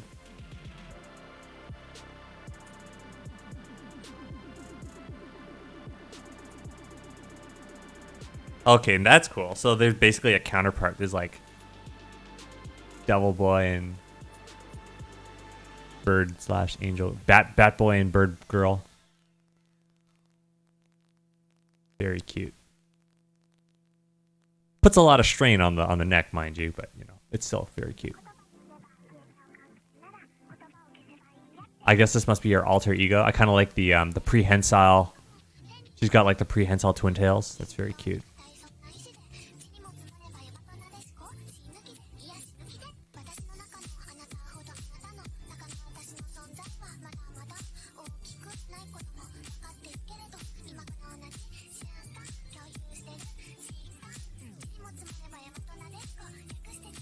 Kind of interesting how they drew this edgy kid. What they did is they drew like there's this one kind of like side panel of hair that comes down. That's like the signature. And I think that's like indicative of a lot of like main characters. What they'll do is they'll draw a character and they'll give them some kind of a little quirk on their hair. That's a timer for when I have to go off and get food. That little hunger bar. It's like this fighter feels a lot more generic than this boy does. Like this boy feels like this boy has like the main character vibe coming off of him. But this guy, he seems a lot more generic. Oh, cool. I love these robot drawings because again, we get to see his basics like really, really obviously coming out. These characters almost look like characters from like damn, I'm trying to remember. There's like a Mega Man series of games. They almost look like characters from like that from Mega Man. The ones that Intercreates Studio is making. Yeah. And then you get to see just how much like basic shapes are being used.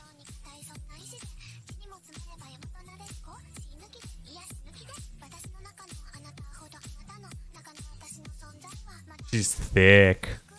Look at that thick armor. That's cool. Hey, this is PSG. This is Panty Stocking and Garter Belt. This is probably like an initial. This is like an early early PSG design.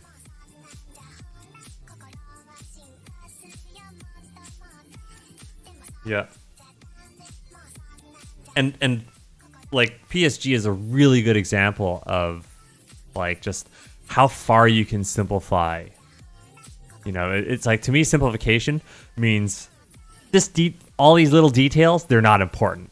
Like, this is all that's important, and then let's take the things that are important and exaggerate the living daylights out of them. Yeah, so it's like, it's a really bold style. It's like, no subtlety to the style. It's like a sledgehammer. I love it. Like, look at that. Even like the firearm, like, look how chunky it is. It's super chunky and geometric. These are cute.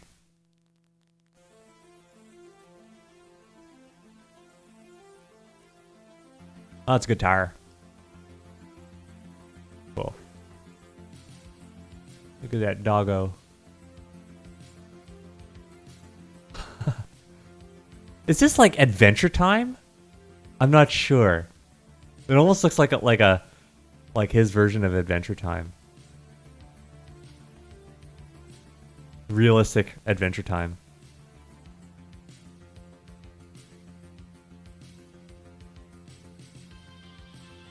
Do I copy my favorite artists to see how they think while drawing? I mean, a lot of times I would do style emulation. That was back when I didn't have my own style, and I was on a big search. So what would happen would be, I would do a lot of style emulation, and I would also do it to see how hard it is to emulate that style using the tools that I have, and how much I enjoy the process of doing it that way. Because the thing is that it's one thing to go after a certain look, and you know, but if you don't enjoy the effort that goes into making that look, if you don't enjoy the process of making the art, it's not going to be sustainable. You won't sustain it. You'll be like, what'll happen is if it's an unenjoyable process, you're just going to hate drawing, and you're gonna be like, oh, I don't feel like drawing today. Every day will be like, oh, I dread drawing. That's what'll happen. So becoming a mature artist means you not only find a style that you enjoy visually and aesthetically, but you also enjoy the process of doing it. So you gotta have both. You have to both enjoy making the art as much as you enjoy the end result. So you gotta have both.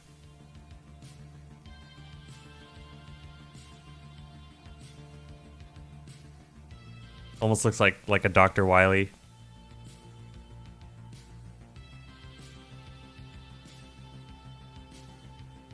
Like, I look at this and I think this is more main character-ish. Right? There's something about her, right? It's like just the shape of the head and like that kind of the doe eyes. Right? That's like a realistic version of her.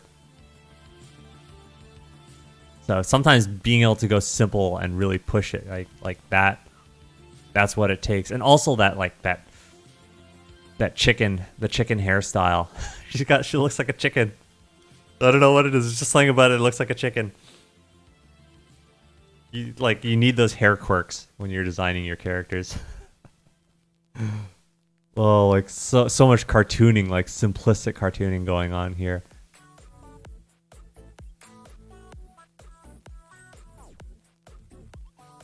That's cool. And then again, right, like so much like simple shapes going on here. Very geometric. Like, this guy wields the geometry really, really well. It's like one of his main weapons. What are my socials? Yeah, I got banned from Twitter and I have a deleted Tumblr link. I'm not on Tumblr anymore because they went and did their whole not safe for work ban, and I just don't post anywhere anymore. Like I'll stream on Twitch and some stuff on YouTube, but I just don't care anymore. Like, I don't care to be some popular artist or something like that. I just...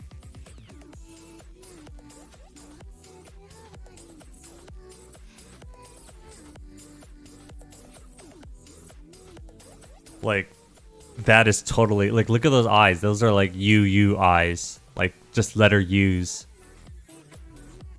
Like a UVU face. Remember what I said about emoji, like, emoji faces? Like, they're the most... Again, right there. Those eyes there. Now, mind you, through all of this, as crazy as this face is, the one thing that really grounds this head is, number one, the head shape. And the other thing is, look at those teeth.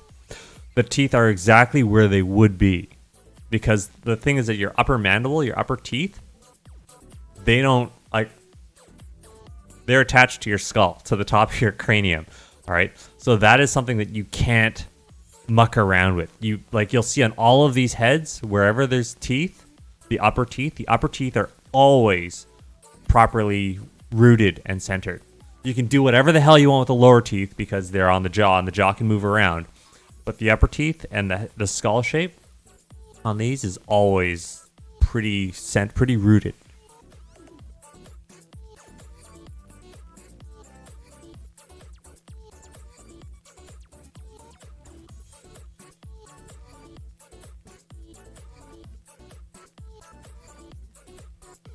I think the other reason why I don't go on social media is I have no intention of like maintaining a presence. Like nowadays I'm working on a video game and all my effort is just spent on the video game. Like that's what it means to make a sacrifice or a commitment. It's like, you know, I put a lot of my drawing stuff on hold while I program, right? While I develop a software like a video game. So it's like, it's just until that thing's done, right? I'm not really looking to pursue an art presence. But, you know, if I pick up a book like this and I'm like, well, I'm only going to be able to look through this book the first time once. And so, you know, the most insights are going to come out now. And so I figure, well, let's make a stream and archive it for posterity and maybe some people can learn. Right? To me, that's like a high value stream. That's something that's like high value content.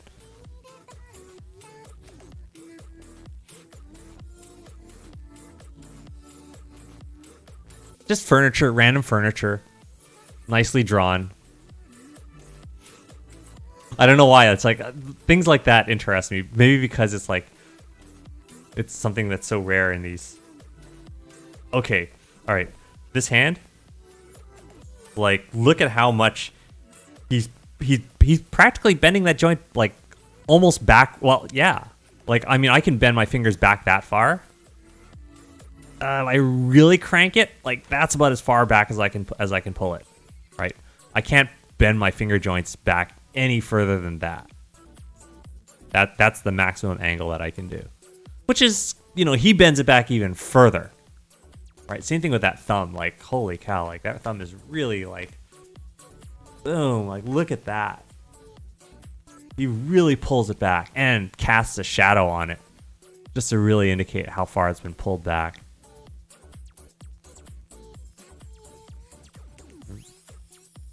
You know, and then boom, you can really see that. The way he draws hands like tree branches.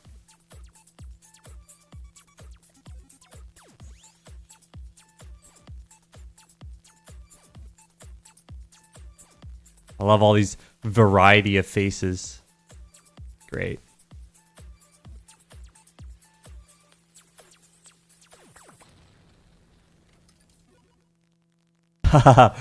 Box head.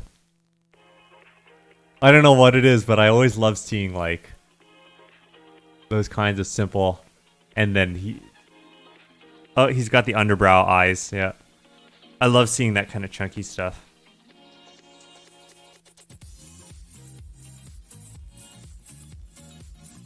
His realistic stuff, I mean, his realistic stuff's good, but it just feels like, you know, the more realistic he draws, the less it looks like his work.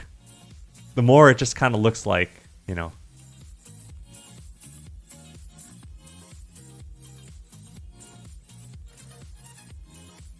The more it looks like just anyone else's work. I mean, it's super solid. It's like really solid, but I like his stylized work more. But this is the level to which he can push it, right? So I mean, he's got the realistic stuff really down. Like he's really got it.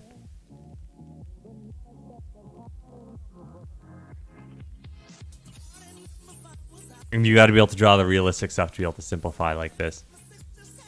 Part of the reason why I say this is that if you've drawn realistic stuff enough, you no longer feel like you have to prove to the world that you're skilled. And then you're like, okay, now I got my style.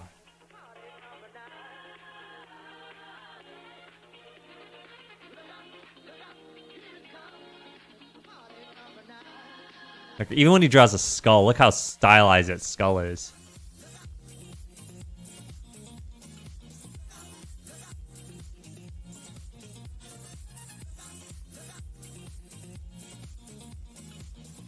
Yeah, I know. I sometimes I will delete accounts if I'm just like, if I'm sick of the platform. If I'm sick of the platform, I'll just be like, yeah, screw it, it goes. Like, if you don't want to support a platform, if you don't agree with their policies, don't support them. Just nuke it. I would rather go to an alt platform.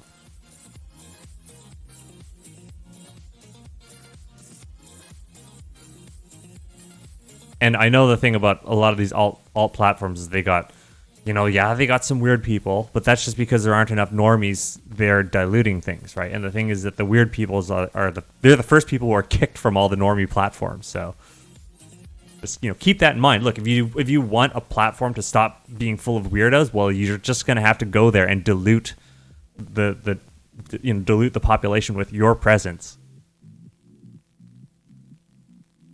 Like, if you don't like being under the thumb of a platform, well, then don't be on the platform. And you're just going to have to, make the sacrifice. And it's not something that many people can do, right? I can because I don't have to work for a living. But it means I'm going to do it.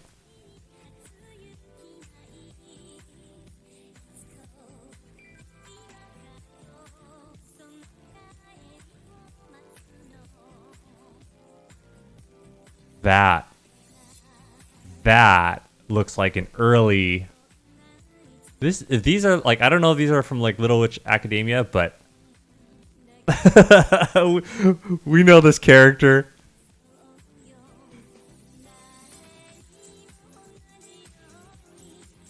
Is it Susie?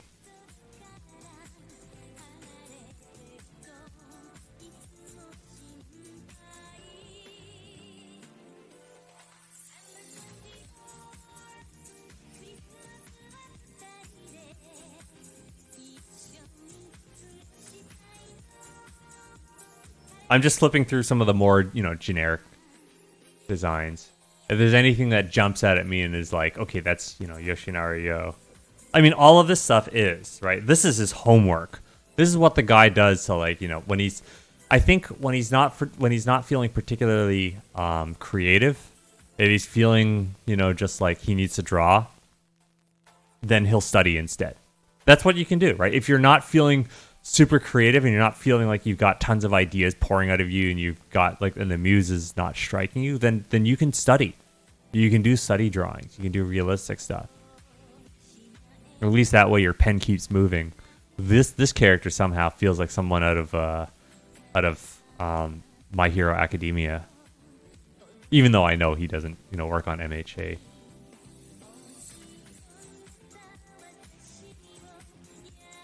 Okay. Yeah, this is like the villain from Gurren Lagann, and he was drawn a lot more realistic. This is a Spiral King. He wasn't even the main villain. He's like first season main villain.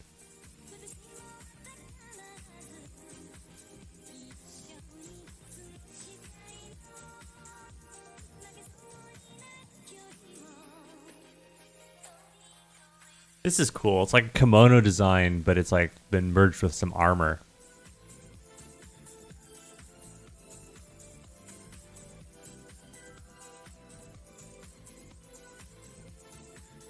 By the way, when you mentioned Tarzan fingers, like that aesthetic is well, Tarzan was designed by Glenn Keane. Like a lot of the Tarzan you're thinking about, the good, like the really good designs, those are Glenn Keane. You know, when I look at these faces, his realistic faces, especially this face here, that has like a real Mike Mignola feel, or Mignola feel. The guy who made Hellboy, the guy who designed Hellboy.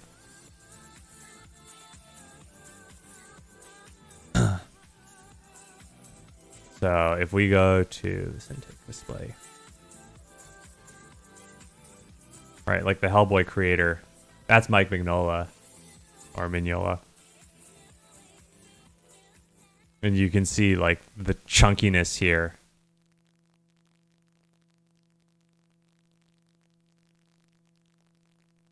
His stuff is lots of fun.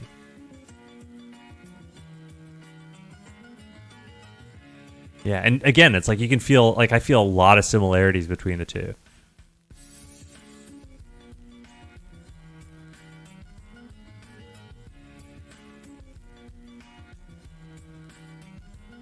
Yeah, so he's also another really good artist to look at. He does primarily comic book work, but his illustrations are excellent as well. Top-notch stuff. And again, you can see like just tons of similarity in their ways of working, and there's just something about the feel. Yeah.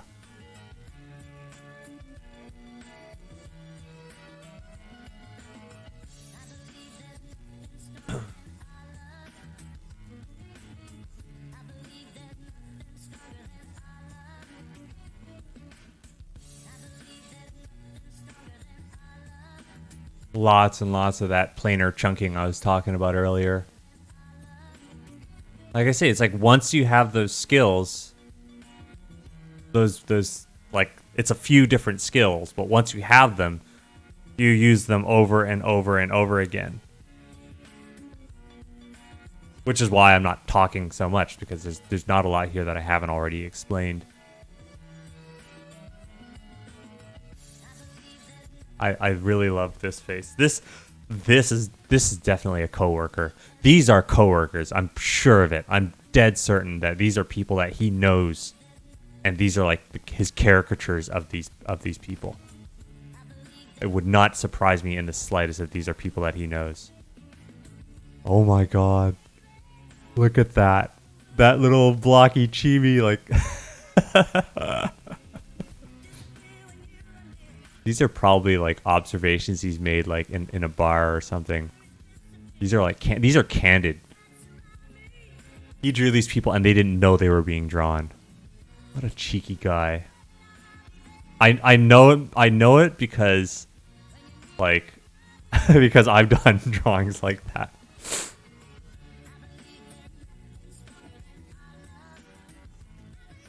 I've done cheeky drawings, cheeky caricatures like that. Now I really like these giant open mouth screams, because you can really see all the three-dimensionality in there, right? Like you see the upper teeth, and it's all very sculptural and very carved. Oh, that's probably his wife, quite possibly. Because it's like that is like low res version, that's medium res version, that's high res version, the HD wife. Yeah. Standard def. Yes. So there's low res, standard def, and high def wife. It's the girl with the chicken hair. Again, there's another character. If you ever played there's this Nintendo DS game called Ghost Trick, and there's that female detective with the chicken hair. She reminds me of that character.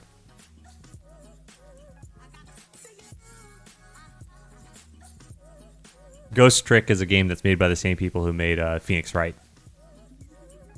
Ace Attorney.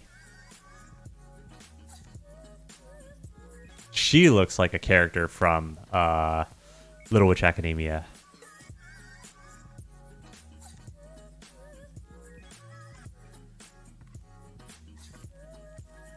Let's look at these. I mean, these are... Look, what's going on here? Like, he's trying to figure something out. It almost looks like he's... That's like something you do. You're trying to snap someone's neck, but he's doing it to himself. I like that. That's a great, like, action. And running up the stairs while they're crumbling.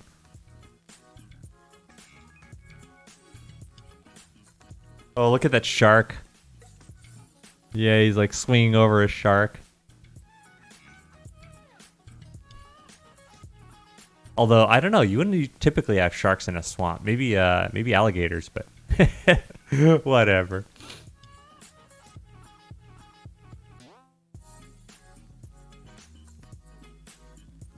Oh, that's cool. It's got a crossbow.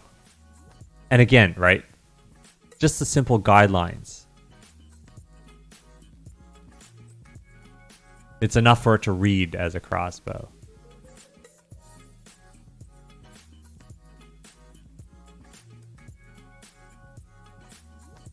Okay, I like these. I love his robot heads because, again, super geometric. These look like little Witch Academia figures. This person's getting strangled. Oh god. The way he draws them. They almost look like monkeys. Those gangly limbs. But it makes it simpler, right? And again, you can kind of see how he really exaggerates that elbow spur. He just makes it sharp. You can really feel like that kind of exaggeration in the anatomy. And you can see here, like, this is the real elbow, and there's that concavity that is right there on the back of the elbow. And you can see it here on these elbows here, right? So you can kind of look back and forth between the real deal. So he got good at this, and you can feel that there's this kind of a convex on the outside of this elbow here. And then if you look at this one, right, it's like it's got that. There's a lot of the musculature. So this stuff here, this realistic stuff, is used to inform this stuff.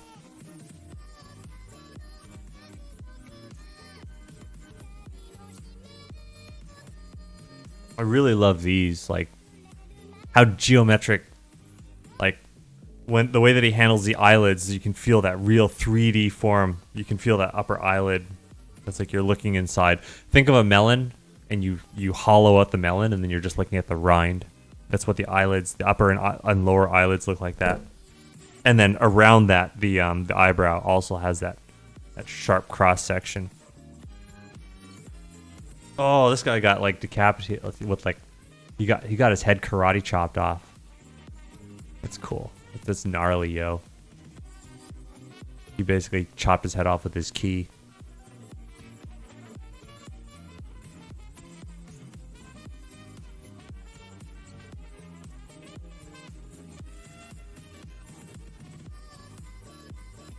That's a nice simplified skeleton.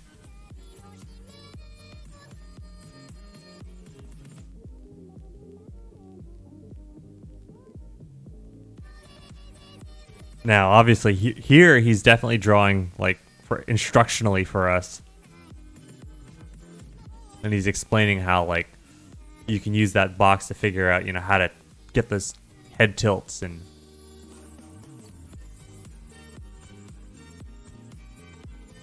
Yeah.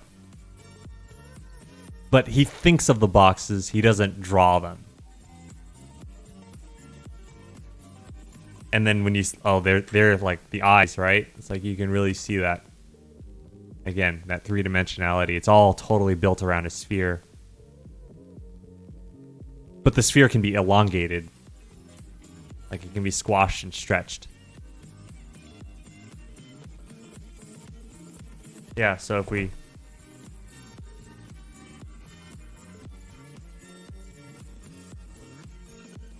I start with a circle or an eyeball. It's like I can...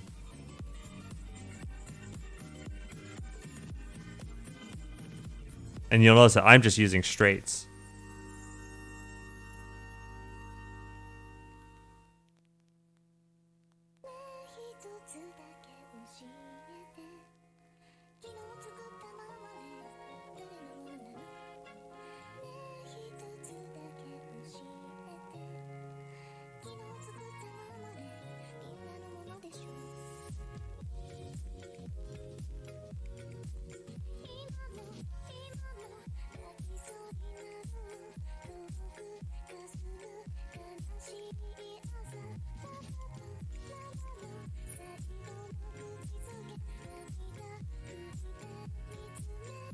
Right. It's like when you understand what he's trying to do and how he's thinking, it becomes possible to replicate his style.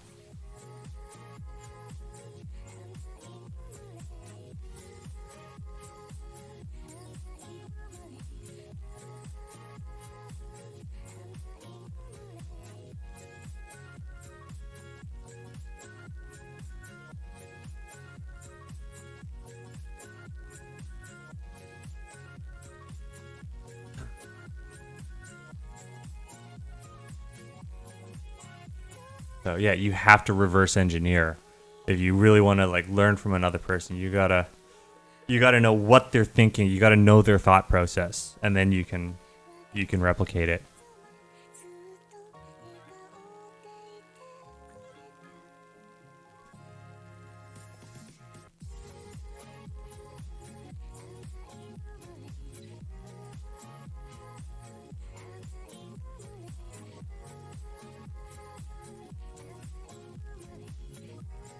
Like there's that tendon.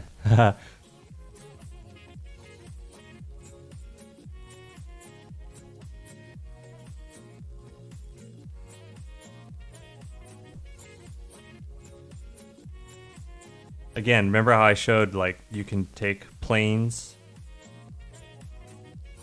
Right, these are just rectangular planes.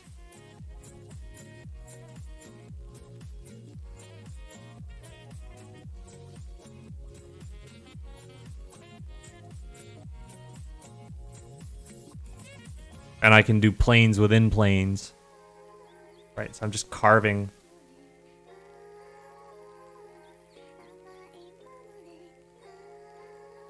Same thing with the knee. It's like I can...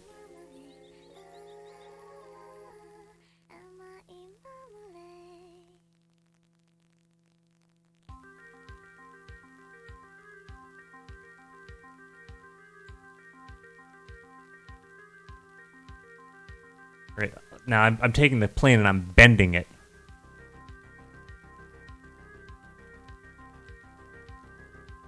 Funny, I use this royalty-free music and it's like, I swear I've heard Memology 101 using this.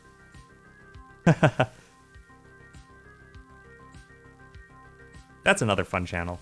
I enjoy watching Memology 101. And the quartering.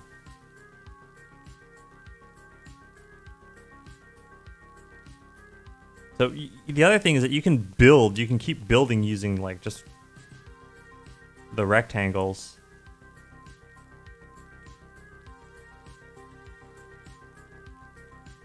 Right, you can just keep building on top.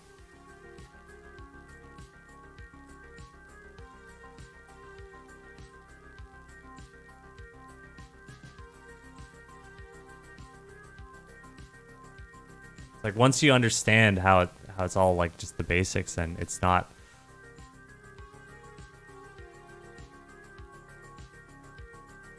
it's no longer a mystery.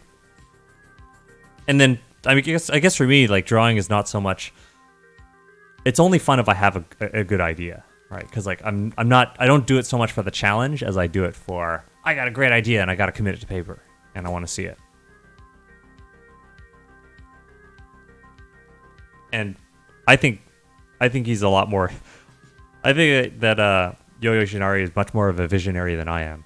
Right? It's like I've got the skills, but I don't have the ideas to support it. He's got both, and he does it for a living. So my interests lie in more, well, are currently invested in programming.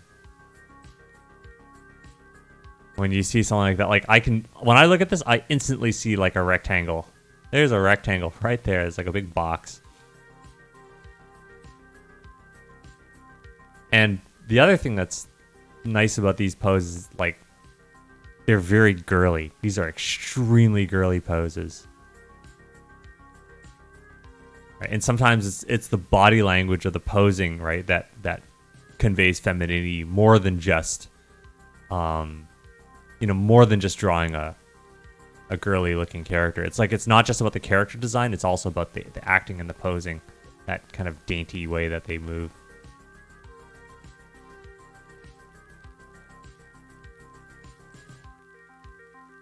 Well, she looks like she's like a monk. She's got the thing with the rings on it.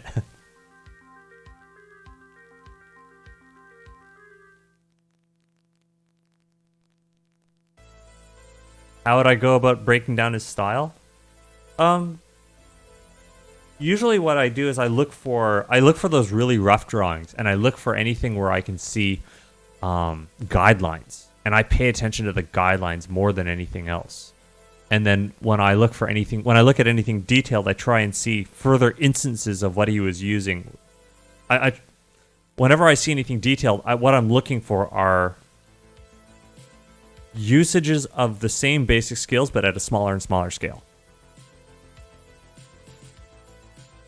And then for him, the rest of it's like pure exaggeration, like lots and lots of exaggeration. Exaggeration in terms of the pose and the exertion. Like, instead of just cranking something a little bit, he cranks it like all the way, right? Like that would be a thing that you see a lot in his style. Oh, that's another Umology track.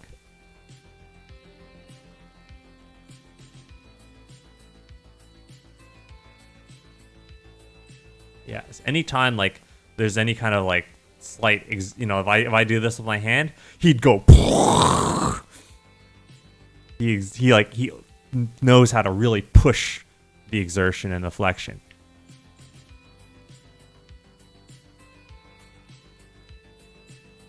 Not always, right? Like these are good. But I mean, on his most dynamic poses, he really pushes it.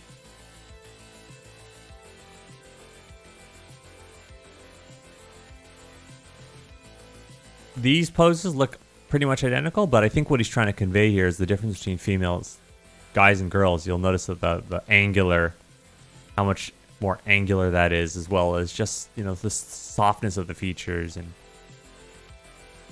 yeah, this is like, he's just drawing the same thing as like differences between girls and guys. I think this is like, and kids. Yeah. This is more informative than anything else. He's trying to explain. And he does a lot of these kind of informative drawings. These drawings to explain to people how he thinks. So these drawings, these really simple ones, these are things that I would also study. And like I say, all of his drawings are part of him, right? They're all part of his style. Because in some way they either inform his work, they inform his simplified stuff, or, they are his final vision, right? They represent his final vision. So you need all of it. I can't just say one of these drawings is him. Like they all are. Hey, that's Astro Boy. Or it almost is.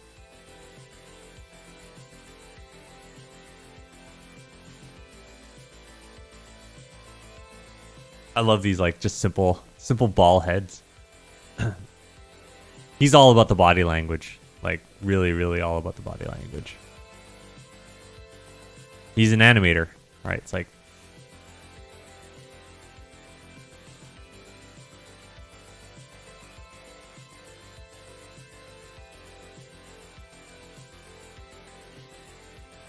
And if you look at the feet, right?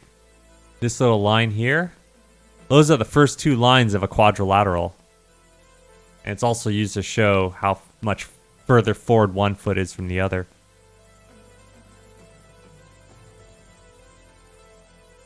So it's like if I have a quadrilateral, right, that's the first two lines. What's implied is that missing corner.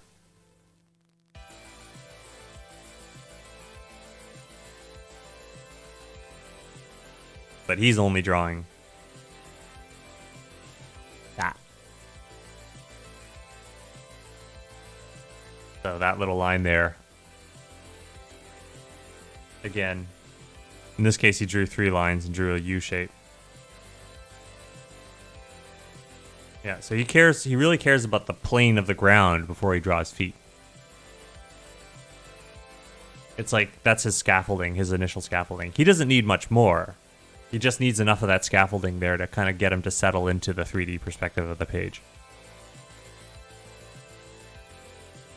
Now this is kind of cool. Like, these are just studies of people eating noodles. Drinking the broth when you're done. You sip the broth. And like, when you're eating the noodles and there's like the steam coming out and you're going... These are great. Just holding the bowl and just sitting there chewing. It's like, these are definitely observations of friends eating or maybe he filmed himself eating. Like, he set the camera down on a low piece of furniture and then shot himself. Yeah, these are all probably from video reference. Just noticing how they're all shot from a low angle. I think these are all taken where he put his cell phone down and videotaped himself eating noodles. Even the hand for holding the bowl, like, those are his studies. Yeah. And the thing is, like, don't think of studies as something that you just get over with, right? It's not like you're okay, I'm just going to learn everything, and now I have all the information I need to draw everything that I'm ever going to draw. That is the mindset that you get from school, right? That's a school mindset, right? Because the whole point of school is like, well, we're going to prepare you for the real world, so we're going to teach you everything you need to know so that way you can get a job in real life. It's like, no, it doesn't work that way.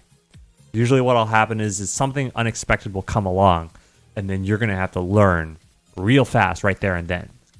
And you're going to need that neuroplasticity, and you're going to have to figure a way to make it happen. And that's what he does, right? He studies when he needs it.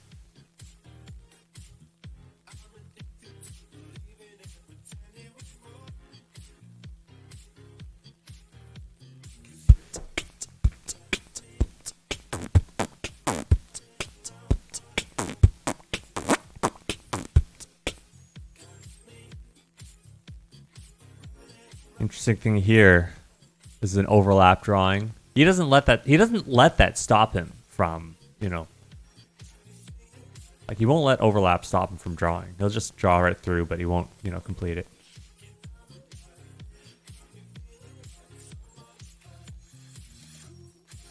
Yeah, so these are like his studies. So studies are a thing you do. Oh, wow. Yeah, so I mean, if you want to talk about figure drawing, like, these are probably where you learn it. Lots of very, very girly poses. And if you're just worrying about poses, then you don't have to draw clothing. Like, just the simplest amount of hair. And the eye, like, look at the eyes. The eyes are all really simplistic. You can do the same girly pose on this fat guy. You can see them, like, they're doing the same thing. Yep.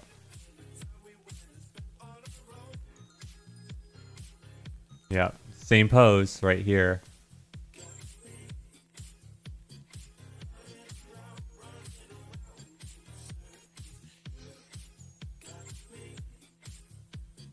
I don't know what this person is doing, but they look like they're jetpacking with their farts.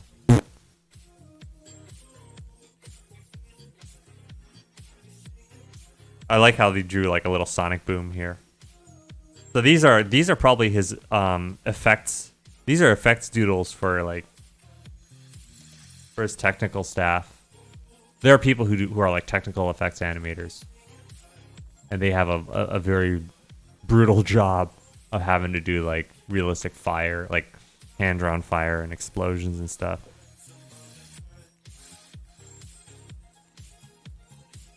It's a really hard job, and it's they're like unsung heroes. I love these. This is another thing about his drawings, right? Is that he doesn't just draw like some run cycle. He draws runs with stumbles in them. Like there are stumbles in his draws, in his run cycles. They're not just like a run cycle. It's because what he does is he doesn't just animate motion, he animates physics. It's an emulation of physics. It's not just making nice motion, making nice poses. So a sense of physics is really what you need. And again, you don't get a sense, the only place you ever get a good sense of physics, animation. This is all like his animation background showing through. There's a lot of people who are into illustration and they want to learn how to draw nice clothing and draw nice bodies and draw nice things. They care about how things look, but they don't understand, the physics. And he does, like, this guy does the physics. He's a physicist.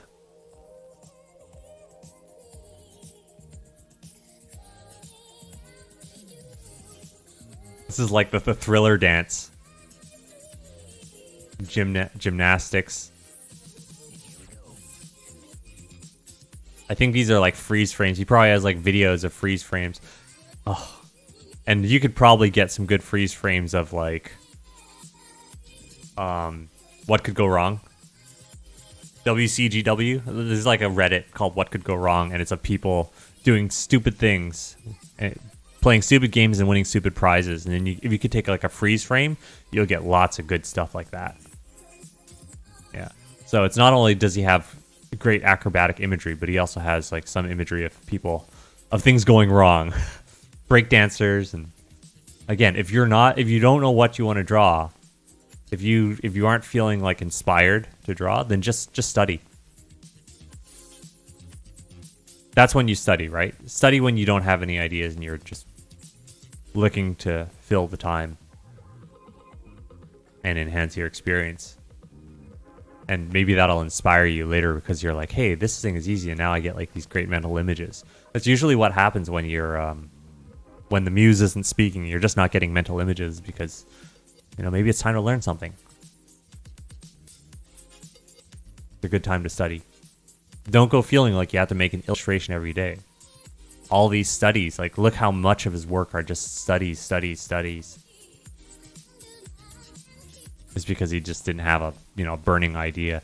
And some of these like are like these are searches for a pose, how to draw the hands. Like he wasn't satisfied with the same pose for the hands, and eventually it looks like he settled on something. Right? And sometimes it's like it's a sequence of hand motions. Whoops.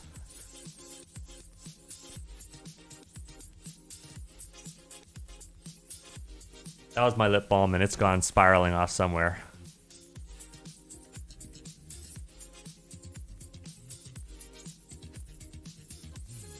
Not too far. For a second there, I was worried that like it had spiraled off to like some dark corner of the room amongst the dust bunnies and tumbleweed. Yeah, don't do an illustration every like. I think that again, right? Don't try to be perfect, right? Don't try to like exercise every single day. Exercise more, right? Don't try to do illustration every day. It's like that's why I'm not so crazy about Inktober, because Inktober is like, man, an ink illustration every day. You're gonna run out of steam. So it's like it's better to just maybe do studies. Do illustration. Drawing should be something you enjoy. Okay, and don't force yourself to draw things that you don't enjoy. And if you just want to do like a study, and sometimes maybe just throw something in front of you and maybe spend a little time on that, and have like, you should be finding ways to make drawing fun for you, right? Because that's the thing is you're constantly going to be asking yourself, what's in it for me? So one of the most important things you can be doing for when it comes to drawing is finding all the little ways in which you can have fun with it. And I mean, that means drawing porn, so be it. Ha ha ha.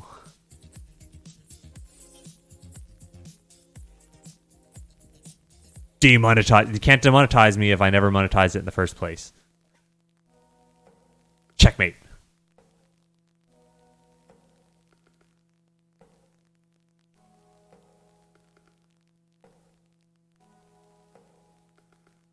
These old guy drawings. I like how there's just a nose is just a floating triangle.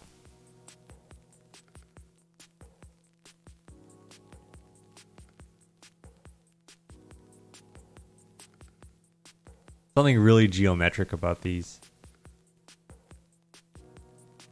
Would I use cubes to create these poses? Sure, you could. You could.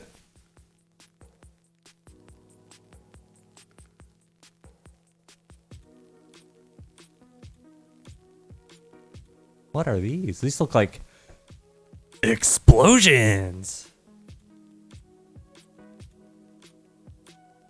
Explosions. Explosions from Michael Bay. Mabas Bloom. It's from Robot Chicken.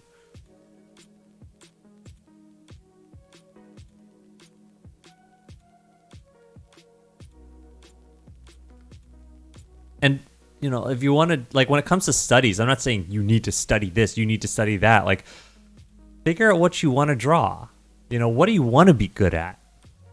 Like, don't just do it because it's, like, it's onerous and you have to, and, like, it's this, like, school university type thing. It's like, don't. Like, figure out what you like to draw. And find instances where it's beautiful to you. Right? If you see art and it looks really good to you and you know, man, I wish I could draw like that. I wish my hands looked like that. Then you have a cause to study. Right? Again, if you don't feel like drawing, maybe it's because you just don't know what it should look like. And so that's why you go out and you look at other artists' work and you try to find an artist who you really, really like. You're looking for inspiration. And then you can say, okay, now I got to figure out how to draw hands that look nice like that. How do I achieve that aesthetic, and how do I achieve it in a way that doesn't make me hate myself? How do I achieve it in a way that doesn't tire me out and make me dread it? You got to find, remember, not only must you find an aesthetic that you like, you must find a process that lets you do it in a way that is enjoyable. And sometimes, you know, sometimes maybe you're just not suited to the battle axe, or maybe you're not suited to a long sword. So, you know, that's the thing, is that finding your style it's not just an aesthetic thing, right? It's also a process thing. So, you know, it takes time to get all that worked out. And that's something that goes on for everything that you learn to draw. Hands, heads, faces, ways to paint, ways to deal with line work and line quality, and just the way you want to compose your drawings. And they're all, you don't have to draw like Yoshinari Yo. You don't have to draw like me. You don't have to draw like, you know, like Dean Yeagle or Robin Mitchell or Chris Sanders or Glenn Keane. You don't have to draw like these people. They're excellent artists, but, you know, it's like you have to find a collection of aesthetics that you like, and processes to create those aesthetics that you also like. It's like, I could, like, take for example Sakimi-chan. I fucking love her work, right? Amazing stuff. But I have tried to emulate that look, but I don't like the process, right? Using the tools, using the techniques that I came up with, you know, I just don't enjoy the process. Same thing with Krenz, right? Krenz Kush art, I love his stuff, love his colors, but I don't enjoy it. I don't enjoy making the work. I don't enjoy the process that I had to come up with. So that's what it comes down to. It is a combination of process and aesthetic. Don't worry, this stuff is all going to be like this is going to be available on video on demand. So, you know, if you have to go for doctor's appointments, or, you know, for life or whatever, just do it. Just don't worry. It'll be there. And I'm not monetizing the stream or anything, so, you know, YouTube will have no reason to take down the video. And we're listening to royalty-free music, so, you know.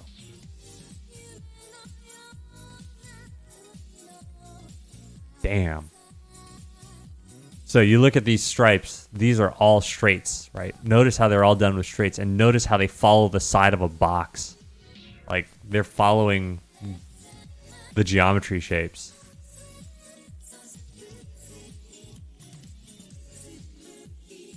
Aminals. So much chunky chunk. This stuff looks like Glenn Keane's drawings now. These totally look like Glenn Keane's work.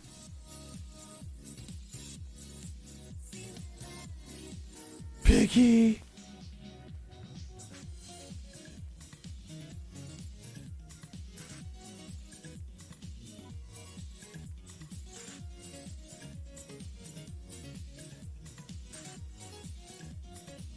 Doggy.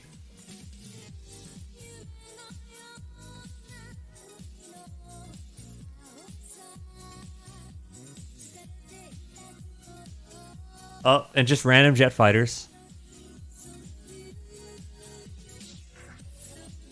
And a kunai. Yeah, you should totally be drawing things you want to draw. Always draw things you want to draw. If you don't want to draw it, then don't draw it.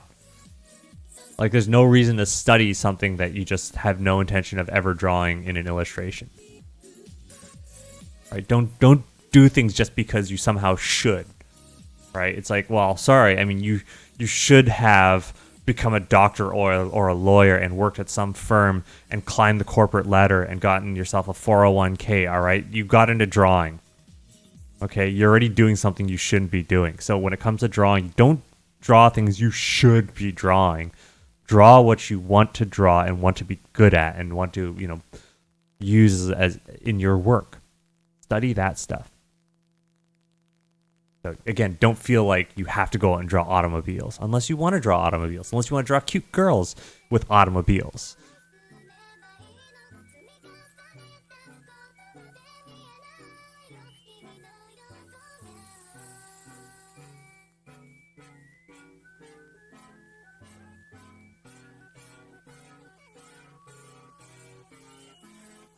I recognize this tune.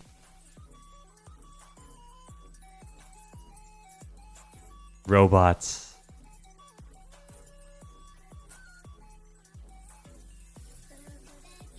I really like the way he draws mecha. I would like to one day, be really good at drawing mechs. It's Appleseed. That's totally Brie. That's Briarios.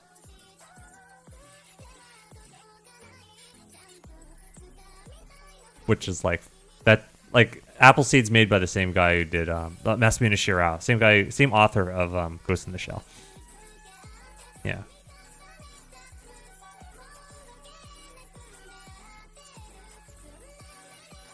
I like how the head is just a simple symbol.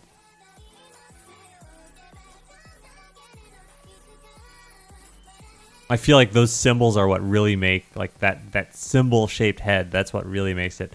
Gives it that main character flair. Yeah, I don't know why you got to do a whole month of boxes like this. Like, I think that if you're going to do a month of boxes, then you should eventually be learning how to heap those boxes up to form the things you want to draw. Like, you got to learn how to draw hands with boxes. Learn how to draw, like, if you want to draw hands, all right? Learn how to draw figures with boxes. Like, that's what it should be, not just pure boxes. But you should be using those boxes. You should be using those boxes in an applied fashion to draw the things you want to draw.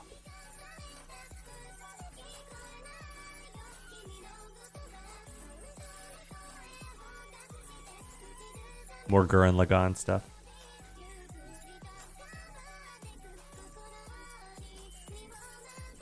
Even the titles, huh? He's got like there's a title design here.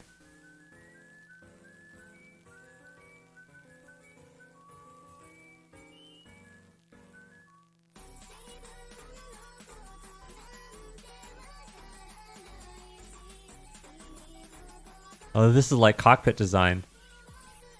Yeah, because they had to. I mean, they had to have interiors. Really rudimentary and simple, but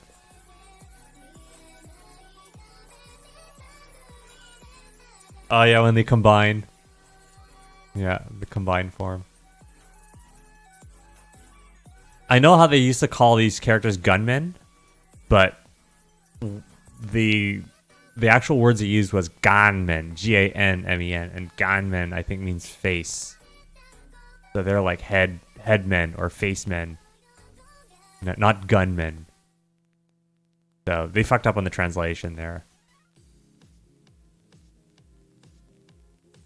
Yeah, like those shapes on the head, which are similar to what you'll see on samurai. And you can definitely see the samurai armor going on here. Yeah, he draws like the realistic version of the stylized. Yeah, that's right.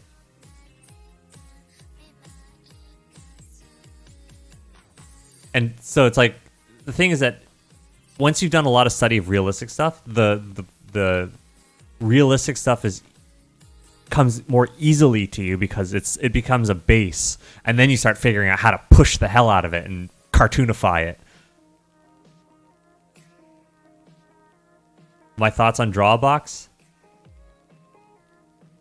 I actually did speak a little bit about Drawbox, but I haven't seen all of the lessons. It just really irritated. The thing that just really irritates me is that one drawing, that one box exercise. The thing that always annoys the hell out of me is, and I see people doing this, it's this frickin' box exercise. Where they...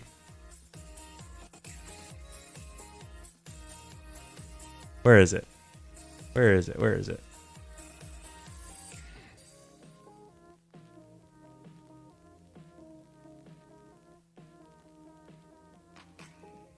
I'm trying to find that darn exercise. Organic perspective one. This one. Right? Where they draw all these like, oh, I can't stand. Here it is. Here. This exercise. I hate this one. Because it doesn't set you up for figure drawing. Is that I don't like how the boxes are randomly rotated. Like they're all supposed to appear like they're in the same perspective, but it's like the way to do it. And I wish he'd revise this.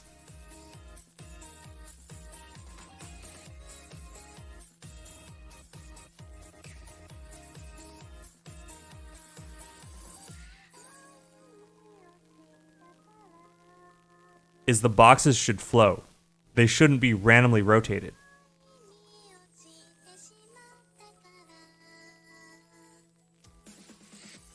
Their rotations should flow one into the next. And the reason why is because this sets you up very, very well for the next part, which is doing anatomy drawings with boxes. Like doing figure drawings with boxes.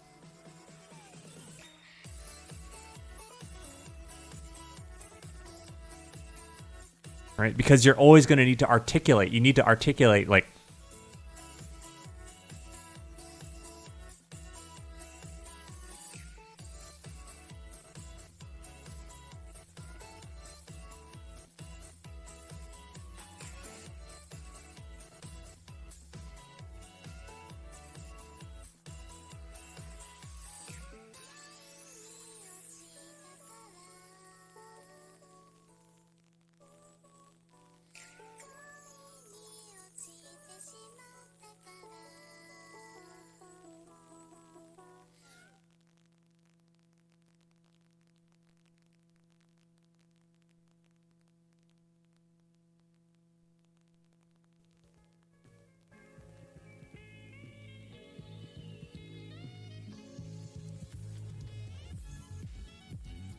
sorry, I've gone silent because I'm actually concentrating.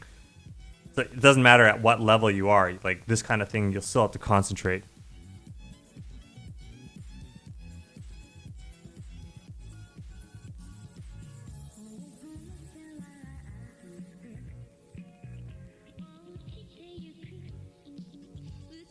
Right? To be able to take boxes and to form them into the shapes that you want. Right? Don't do random, like it's not so much random boxes, it's that the perspective is flowing, but the rotations are random. And I'm like, no. They shouldn't be randomized rotations. They should be flowing. Then you can use it. Then this can become, a hand. Then it can become the body parts and things that you need. So yeah, no random boxes, right? Like they gotta, man. Like that's all they gotta do. Just make that one change. That's all I ask. right? The rest of the stuff I haven't reviewed. So I don't know. It could be good, could be bad. I won't know. But I say that, and the reason why I'm so hard on him for that is because it's like, that's like the most important. That's like the culmination. That's like one of the most important exercises you could have, right? And everything else is built upon that kind of foundation. So it's like, it undermines everything else. Yes, that's correct. I use the tips of each box to draw the next box, and I'll show you one more thing. That's not all. Okay, we're gonna do this in 2D, but when you need to rotate, put one box next to another and do a rotate. Let's say I'm gonna rotate another one going this way. Use the inner corners to handle the rotation. Place the inner corners together. Like that, okay? The reason why you do that is so that if I use, let's say, this side, then this happens. We get this weird kind of overlap going on. That's why. Right? So then we have that starts occurring. So place your inner corners together. So if I'm going to rotate this one, if I'm going to take this one going this way, that's the other inner corner. Right? So you place the inner corners together like that, and that helps. So you switch sides when the rotation flips the other way. So if I'm going to take... And the other thing is that then there's a shorthand for this, which is that once you get really, really good at the boxes and you're like, okay, I'm looking for a shortcut, then you do quads. And this is like an even faster way.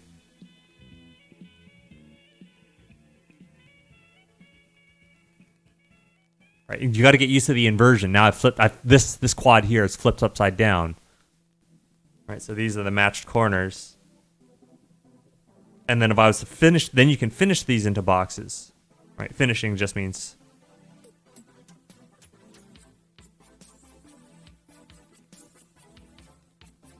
Right, that's finishing. And then another way, but wait, there's more.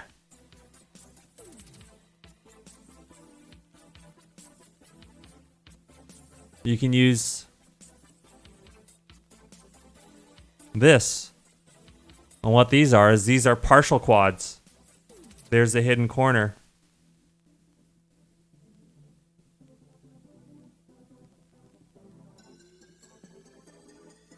All right, so you start to learn shorthands.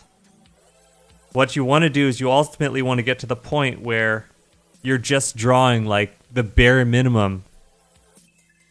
Right? If I just draw that, my brain starts to fill in that. You want your brain to start filling in for you. I could do something like this.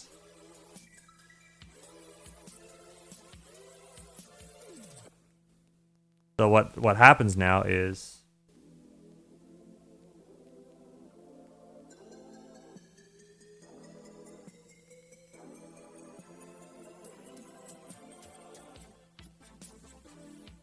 right, the length of those lines, right, those all dictate. And you can start, flowing around and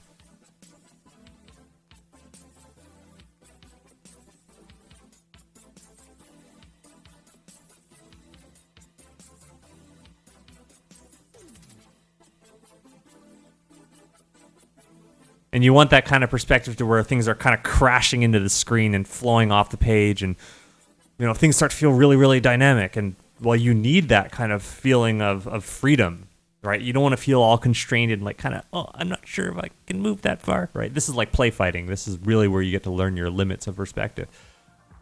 So then you can start cranking the forms around and like really like manipulating the sculpture. You can really start exaggerating. Yeah, these are the designs of the gunmen.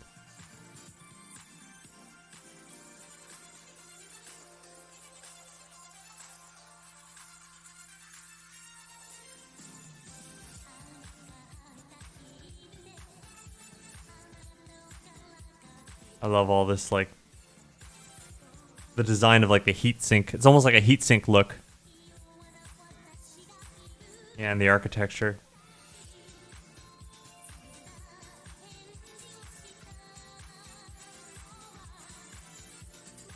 And then, you know, a lot of these designs, I think they went and they 3D modeled them. So they convert over to 3D models, and then you can see how you would draw without the arm, so you can see what the socket looks like, right? Because these are informative. This is pre-production work. This is stuff that you would hand off to a 3D modeler, or you would show to animators, so that, you know, anytime the arm was at an angle and, you know, there's a part that you could see, you know, you'd know what was there. It's informative. It's a diagram. It's not just an illustration. It's a pre-production diagram. Look how long those arms are.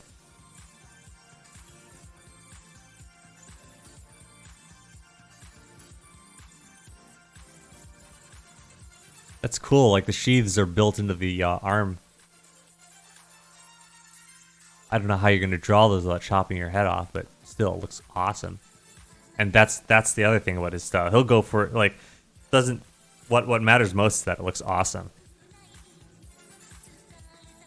Now, this is his technical illustration stuff. Like, you can really see, again, the contouring that we were talking about at the beginning of the stream.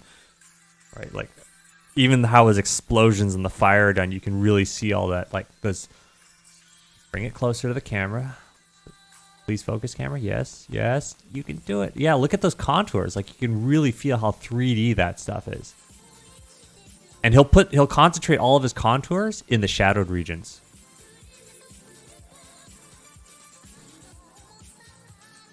Yeah, same thing with these mountains. Like, it's a really simple shape, but then it's cut up.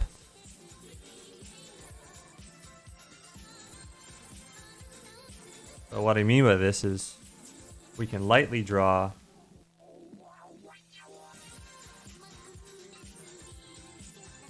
okay, so that's the simple shape. And then I'm going to carve a divot in here. So that implies that there's a plane there. And then we can see all along there's cuts.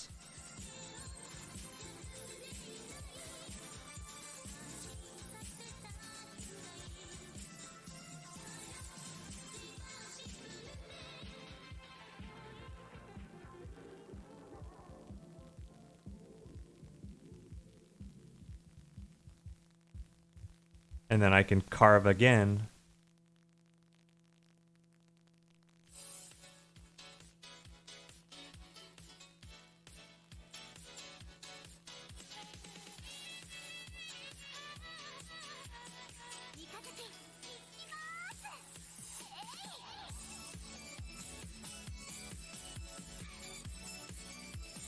This is, layers of this are just built atop of each other.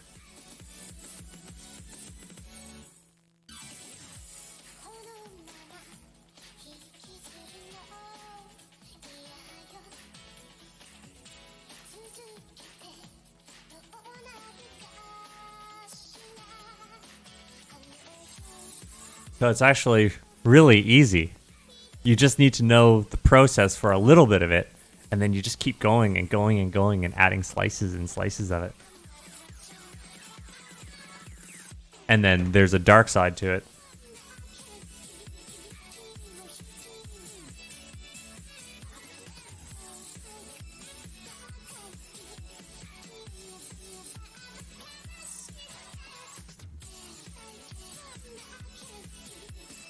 Now, the way that I do these shades is I do a few of them, then I move, right? Because my finger range is only that far. So I only go down as far as my finger range allows, and then I reposition my hand. So I do these little tiles. And that's how I manage to shade without my hand going all crazy. Now this, on the other hand, I'm just slowly moving my arm down to do that.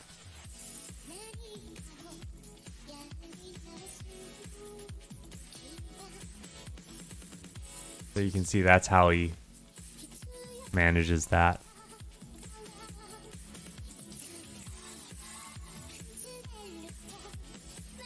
Yeah, really look at this. Like, again, start with something simple, then you can go in with a shape like that. And then where the convexes are, you can carve in on that.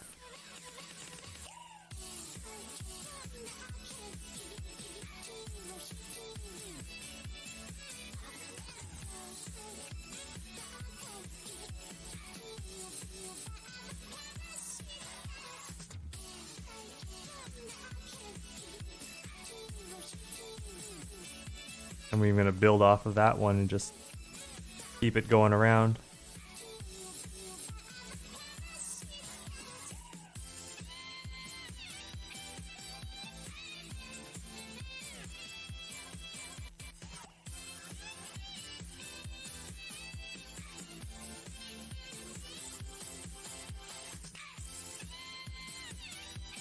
Fun stuff. And then you'll see that there's a bit of a swelling in the curvature. The more curved it is, the more swollen. So, right, you can see how I've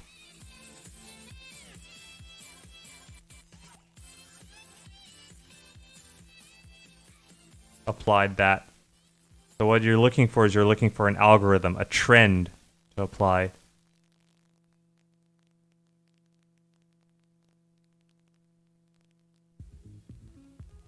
That's how you can emulate the aesthetic.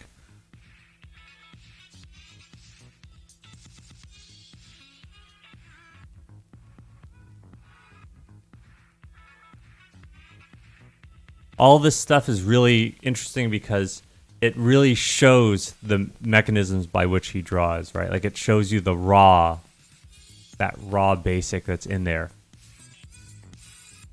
You can see like a really technical application of it. And whatever's been used here, that small amount of technique that's been applied here has been applied here as well. You got to look for that. You'll see that's like, you'll see it right here. Like, look, he breaks the big shape into the smaller and then breaks out an even smaller one. And when you look at the shading all follows. Right, you can see how it's all following the form. Got that contour going on, even the cross hatching. Yeah, it'll be on the channel later.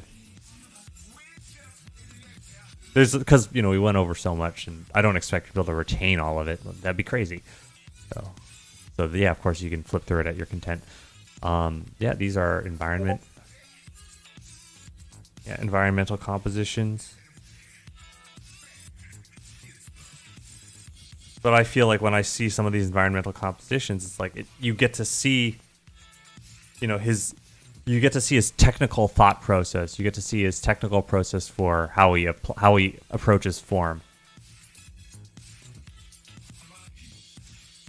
Yeah, and I feel this stuff is actually, if you're trying to develop your style and you're trying to develop this technical stuff, like look at his environment stuff.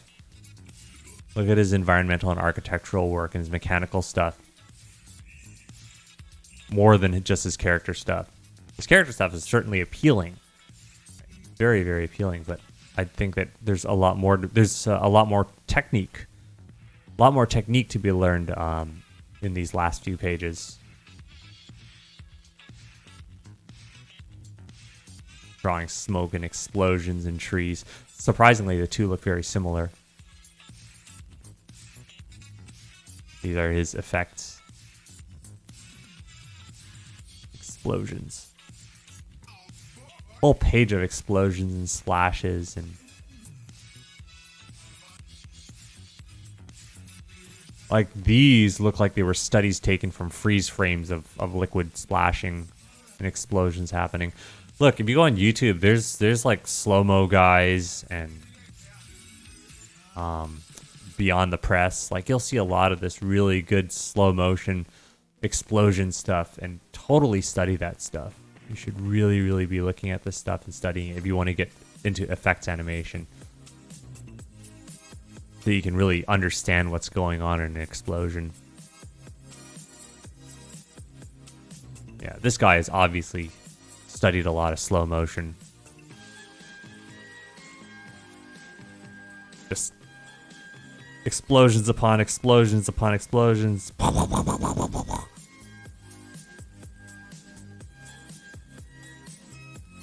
It's like you can almost see the expanding pocket of air, and then the material is being stretched over like a bubble in these explosions. They all have a very fluidic, like splashing quality to them.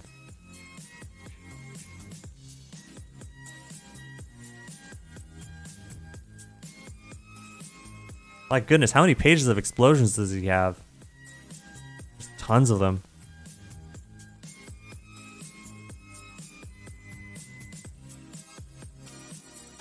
But this is also like, this is like all organic form. Nope, that's it. That's that.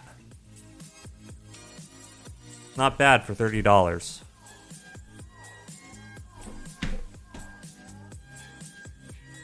So yeah, that's the book. Great book.